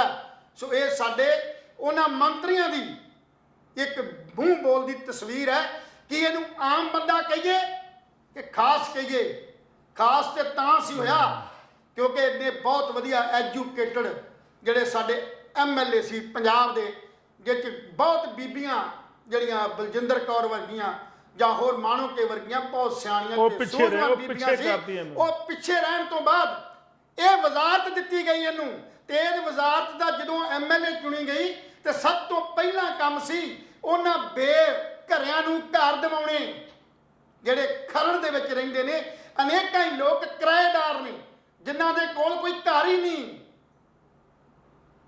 ਖਰੜ ਦੀਆਂ ਸੜਕਾਂ ਦੇ ਮੈਂ ਪਹਿਲਾਂ ਵੀ ਜਦੋਂ ਚਰਨਜੀਤ ਚੰਨੀ ਮੰਤਰੀ ਹੁੰਦਾ ਸੀ ਉਸ ਵੇਲੇ ਇੱਕ ਮੰਗ ਕੀਤੀ ਸੀ ਵੀ ਚਰਨਜੀਤ ਚੰਨੀ ਜੀ, ਪੰਜਾਬ ਦੇ ਲੋਕਾਂ ਨੂੰ ਬਹੁਤ ਕੁਝ ਵੰਡ ਆਏ ਹੋ ਤੁਸੀਂ, ਬੀਬੀਆਂ ਨੂੰ ਗੱਲ ਲੈ ਕੇ ਮਾਤਾਵਾਂ ਦੇ ਚਰਨੀ ਲੱਗ ਕੇ ਬਹੁਤ ਕੁਝ ਕਰ ਲਿਆ, ਨਿਆਣਿਆਂ ਦੇ ਮੂੰਹ ਚੁੰਮ ਲਏ ਤੁਸੀਂ ਗੋਦੀ ਰੱਖ ਕੇ, ਪਰ ਤੁਹਾਡੀ ਕੋਠੀ ਤੋਂ ਸਿਰਫ 1.5 ਕਿਲੋਮੀਟਰ ਦੀ ਦੂਰੀ ਤੇ ਖਰੜ ਦੀ ਰੇਲਵੇ ਸਟੇਸ਼ਨ ਨੂੰ ਇੱਕ ਸੜਕ ਜਾਂਦੀ ਆ ਜਿਹੜੀ 1.5 ਕਿਲੋਮੀਟਰ ਦੀ ਆ। ਉੱਥੇ ਕੋਈ ਬੰਦਾ ਸਕੂਟਰ ਤੇ ਜਾ ਨਹੀਂ ਸਕਦਾ, ਕਾਰ ਟਿਚਕੂ ਕਰਦੀ ਹੈ, ਸਾਈਕਲ ਵਾਲਾ ਪਤਾ ਨਹੀਂ ਕਦੋਂ ਡਿੱਗ ਜੇ। ਉਹ 1.5 ਕਿਲੋਮੀਟਰ ਦਾ ਜਿਹੜਾ ਜਦੋਂ ਤੁਸੀਂ ਲੰਘੋਗੇ ਨਾ ਤਾਂ ਤੁਸੀਂ ਕਹੋਗੇ ਪਤਾ ਨਹੀਂ ਅਸੀਂ ਕਿਹੜੇ ਪਛੜੇ ਪਿੰਡ 'ਚ ਆ ਗਏ ਆ। ਤਾਂ ਉਹ ਅੱਜ 8 ਮਹੀਨੇ 9 ਹੋ ਗਏ ਨੇ ਇਸ ਡਿਮਾਂਡ ਨੂੰ ਬਾਰ-ਬਾਰ ਦੁਹਰਾਉਂਦਿਆਂ, ਕਿਸੇ ਨੇ ਸੁਣਵਾਈ ਨਹੀਂ ਕੀਤੀ। ਤੇ ਅਨਮੋਲ ਗਗਨ ਮਾਨ ਨੂੰ ਵੀ ਇਹ ਅਪੀਲ ਕੀਤੀ ਗਈ ਕਿ ਆਪਣੇ ਖਰੜ ਦਾ, ਕਿਉਂਕਿ ਖਰੜ ਕੰਸਟੀਚੁਐਂਸੀ ਜੋ ਤੁਹਾਨੂੰ ਜਿਤਾ ਕੇ ਇਸ ਕਰਕੇ ਭੇਜਿਆ ਗਿਆ ਸੀ ਕਿ ਤੁਸੀਂ ਇਹਨਾਂ ਲੋਕਾਂ ਦੀ ਸਮੱਸਿਆ ਦੂਰ ਕਰੋ। ਪਾਣੀ ਕਜੌਲੀ ਦਾ ਪ੍ਰੋਜੈਕਟ ਜਿਹਦਾ ਬਹੁਤ ਵੱਡੇ ਪ੍ਰਚਾਰ ਕਾਂਗਰਸ ਨੇ ਵੀ ਕੀਤਾ ਸੀ ਤੇ ਉਹ ਅਜੇ ਤੱਕ ਅਧੂਰਾ ਹੈ। ਹਸਪਤਾਲ ਅਧੂਰੇ ਨੇ, ਸਕੂਲਾਂ ਦੀ ਮਾੜੀ ਹਾਲਤ ਹੈ ਖਰੜ ਦੇ, ਪਰ ਉਹਨਾਂ ਵੱਲ ਧਿਆਨ ਨਹੀਂ ਦਿੱਤਾ। ਤੇ ਅੱਜ 34 ਮੰਗਾਂ ਦਾ ਚਾਰਟ ਜਿਹੜਾ ਉਹ 39 ਵਾਲੀ ਇੱਕ ਕੋਠੀ ਦਾ ਭੇਜ ਕੇ ਦੇਤਾ ਵੀ ਆ ਮੈਨੂੰ ਕੋਠੀ ਜਿਹੜੀ ਆ ਉਹ ਰੈਨੋਵੇਟ ਕਰਾ ਕੇ ਦਿਓ ਤਾਂ ਕਿ ਮੇਰਾ ਸਟੈਂਡਰਡ ਜਿਹੜਾ ਇਸ ਕੋਠੀ 'ਚ ਰਹਿਣ ਦੇ ਯੋਗ ਨਹੀਂ ਹੈ। ਇਹ ਸਾਡੇ ਲੋਕਾਂ ਦਾ ਕਿਰਦਾਰ ਹੈ। ਇਹ ਕਿਉਂ ਕਹਿਣਾ ਪੈ ਰਿਹਾ? ਅਸੀਂ ਨਿੱਜੀ ਕਿਸੇ ਦੇ ਦੁਸ਼ਮਣ ਨਹੀਂ, ਅਸੀਂ ਵਿਚਾਰਧਾਰਾ ਦੇ ਦੁਸ਼ਮਣ ਹਾਂ। ਵੀ ਸਾਡੀ ਵਿਚਾਰਧਾਰਾ ਜਿਸ ਢੰਗ ਦਾ ਅਸੀਂ ਕੰਮ ਕਰਨ ਜਾ ਰਹੇ ਹਾਂ, ਇਹ ਕੰਮ ਉਸੇ ਤਰ੍ਹਾਂ ਦਾ ਹੀ ਹੈ ਜਿਵੇਂ ਦੂਜੀਆਂ ਰਾਜਸੀ ਪਾਰਟੀਆਂ ਦਾ ਕੰਮ ਹੈ, ਸਰਕਾਰ ਨੂੰ ਚਲਾਉਣਾ। ਜੇ ਤੁਸੀਂ ਉਸੇ ਹੀ ਸਿਸਟਮ ਤੇ, ਉਸੇ ਹੀ ਸਮਝ ਤੇ, ਉਸੇ ਹੀ ਆਧਾਰ ਦੇ ਉੱਤੇ ਸਿਸਟਮ ਨੂੰ ਚਲਾਉਣਾ ਤੇ ਫਿਰ ਬਦਲਾਅ ਕਿਹੜਾ ਹੋਇਆ, ਉਸ ਬਦਲਾਅ ਦੀ ਤਸਵੀਰ ਜਿਹੜੀ ਆ ਉਹਦੀ ਲੋਕੀ ਮੰਗ ਜ਼ਰੂਰ ਕਰਦੇ ਨੇ ਕਿ ਸਾਨੂੰ ਉਹ ਤਸਵੀਰ ਜ਼ਰੂਰ ਵਿਖਾਈ ਜਾਵੇ ਜਿਹੜੀ ਬਦਲਾਅ ਵਾਲੇ ਪਾਸੇ ਜਾ ਰਹੀ ਹੋਵੇ। ਜੀ ਬਿਲਕੁਲ ਜੀ, ਅੱਜ ਅਸੀਂ ਚਰਚਾ ਕਾਫੀ ਕੀਤੀ। ਉਹ ਤੁਹਾਨੂੰ ਅਪਡੇਟ ਦੇ ਦਿਆਂ ਕਿ 15 ਅਗਸਤ ਤੋਂ ਪਹਿਲਾਂ ਦਿੱਲੀ ਦੇ ਵਿੱਚ ਸਾਜ਼ਿਸ਼ ਇੱਕ ਬਹੁਤ ਵੱਡੀ ਬੇਨਕਾਬ ਕੀਤੀ ਹੈ, ਜਿਹਦੇ ਵਿੱਚ 2000 ਕਾਰਤੂਸ ਸਮੇਤ 6 ਵਿਅਕਤੀਆਂ ਨੂੰ ਗ੍ਰਿਫਤਾਰ ਕੀਤਾ ਹੈ। ਜਾਣੀ ਕਿ 15 ਅਗਸਤ ਤੋਂ ਪਹਿਲਾਂ ਦਿੱਲੀ ਦੇ ਵਿੱਚ ਕੋਈ ਇਸ ਤਰ੍ਹਾਂ ਦਾ ਫਸਾਦ ਖੜਾ ਕਰਨ ਦੇ ਚੱਕਰ ਦੇ ਵਿੱਚ ਸੀ। ਮਨਸੂਬੇ ਫੇਲ ਕਰਤੇ ਸਾਡੇ ਇੰਟੈਲੀਜੈਂਸੀਆਂ ਨੇ, ਦਿੱਲੀ ਪੁਲਿਸ ਨੇ। ਸੋ ਇਸ ਤੋਂ ਬਾਅਦ ਅੱਜ ਸਵੇਰੇ 9 ਵਜੇ ਮੈਂਬਰ ਪਾਰਲੀਮੈਂਟ ਰਵਨੀਤ ਸਿੰਘ ਬਿੱਟੂ ਦੇ ਜਿਹੜੇ ਪੀਐਸ ਸੀਗੇ ਹਰਜਿੰਦਰ ਸਿੰਘ ਢੀਂਡਸਾ, ਉਹਦੇ ਉੱਤੇ ਅਗਿਆਤ ਲੋਕਾਂ ਨੇ ਉਹਨਾਂ ਦੇ ਹਮਲਾ ਕਰਤਾ। ਉਹ ਜ਼ਖਮੀ ਨੇ, ਉਹ ਹਸਪਤਾਲ ਵਿੱਚ ਜੇਰੇ ਇਲਾਜ ਨੇ। ਔਰ ਪੰਜਾਬ ਦੇ ਵਿੱਚ 15 ਅਗਸਤ ਨੂੰ ਲੈ ਕੇ ਚੱਪੇ ਚੱਪੇ ਤੇ ਪੁਲਿਸ ਹੈ ਔਰ ਵੱਖ-ਵੱਖ ਥਾਵਾਂ ਤੇ ਰਾਜ ਪੱਧਰੀ ਸਮਾਗਮ ਹੋਣੇ ਨੇ। ਭਗਵੰਤ ਮਾਨ ਸਾਹਿਬ ਦਾ ਵੀ ਅੱਜ ਕੱਲ੍ਹ ਦੇ ਵਿੱਚ ਅਸੀਂ ਅਪਡੇਟ ਦੇ ਦਿਆਂਗੇ ਕਿ ਕਿੱਥੇ ਉਹ ਝੰਡਾ ਲਹਿਰਾਉਣ ਦੀ ਰਸਮ ਅਦਾ ਕਰਨਗੇ। ਲੇਕਿਨ ਮੋਹਾਲੀ ਦਾ ਸਾਡੇ ਕੋਲ ਆ ਚੁੱਕਿਆ, ਜਿੱਥੇ ਬ੍ਰਹਮ ਸ਼ੰਕਰ ਜਿੰਪਾ ਜਿਹੜੇ ਕਿ ਕੈਬਨਿਟ ਮੰਤਰੀ ਪੰਜਾਬ ਨੇ, ਉਹ ਝੰਡਾ ਲਹਿਰਾਉਣ ਦੀ ਰਸਮ ਜਿਹੜੀ ਹੈ 15 ਅਗਸਤ ਨੂੰ ਮੋਹਾਲੀ ਦੇ ਫੇਸ 6 ਦੇ ਕਾਲਜ ਦੇ ਵਿੱਚ ਉਹ ਨਿਭਾਉਣਗੇ, ਝੰਡਾ ਲਹਿਰਾਉਣ ਦੀ ਰਸਮ।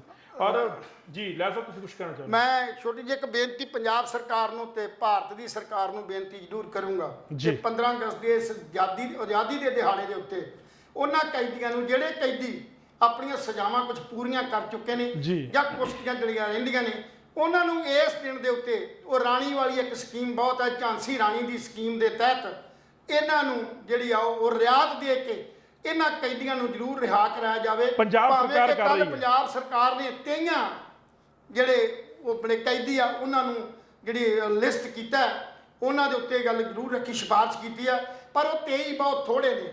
ਉਹਨਾਂ ਬਹੁਤ ਥੋੜਿਆਂ ਨੂੰ ਜਿਹੜੀ ਆ ਉਹ ਜਿਹੜਾ ਉਹ ਦੇਖਿਆ ਗਿਆ। ਸਗੋਂ ਬਣਦਾ ਤੇ ਆ ਵੀ ਉਹ ਕੈਦੀ ਜਿਹੜੇ ਹੋਰ ਵੀ ਸਨਿਆਲਟੀ ਪੂਰੀ ਕਰਦੇ ਨੇ ਔਰ ਉਹਨਾਂ ਦਾ ਵੀ ਜਿਹੜੀ ਆ ਉਹ ਰਿਹਾਈ ਬਣਦੀ ਆ। ਸੋ ਚੰਗਾ ਸਰਕਾਰਾਂ ਜਿਹੜੀਆਂ ਇਹਨਾਂ ਦਿਹਾੜਿਆਂ ਦੇ ਉੱਤੇ, ਆਜ਼ਾਦੀ ਦੇ ਦਿਹਾੜੇ ਤੇ ਕੋਈ ਬਹੁਤਾ ਨਹੀਂ, ਤੇ ਇਹਨਾਂ ਕੈਦੀਆਂ ਨੂੰ ਜਿਹੜੀ ਰਾਹ ਦੇ ਕੇ ਔਰ ਜਿਹੜੇ ਕੈਦੀ ਬਾਕੀ ਬਚਦੇ ਨੇ ਉਹਨਾਂ ਦੀ ਵੀ ਸਜ਼ਾਵਾਂ ਦੇ ਵਿੱਚ ਜਿਹੜੀ ਆ, ਜਿਵੇਂ ਕਿ ਪਹਿਲਾਂ ਸਕੀਮਾਂ ਸੀ, ਬਾਦਲ ਸਾਹਿਬ ਨੇ ਵੀ ਕੀਤੀ ਹੈ, ਕਾਂਗਰਸ ਨੇ ਵੀ ਕੀਤੀ ਹੈ, ਭਾਰਤ ਦੀ ਸਰਕਾਰ ਨੇ ਵੀ ਰਿਆਇਤ ਦਿੱਤੀ ਹੈ। ਉਹਦੇ 'ਚ ਜਿਹੜੇ ਕੈਦੀ ਜਿਨ੍ਹਾਂ ਦੀ ਸਜ਼ਾ ਕਿਸੇ ਦੀ 20 ਸਾਲ ਆ, ਕਿਸੇ ਦੀ 10 ਸਾਲ ਆ, ਕਿਸੇ ਦੀ 5 ਸਾਲ ਆ, ਕਿਸੇ ਦੀ 7 ਸਾਲ ਆ, ਕਿਸੇ ਦੀ 3 ਸਾਲ ਆ, ਕਿਸੇ ਦੀ 1 ਸਾਲ ਆ, ਉਹਦੇ 'ਚ ਵੀ ਉਹਨਾਂ ਦੀ ਸਾਲਾਂ ਦੇ ਮੁਤਾਬਕ ਉਹਨਾਂ ਨੂੰ ਜਿਹੜੀ ਆ ਰਿਆਇਤ ਦਿੱਤੀ ਜਾਂਦੀ ਰਹੀ ਹੈ।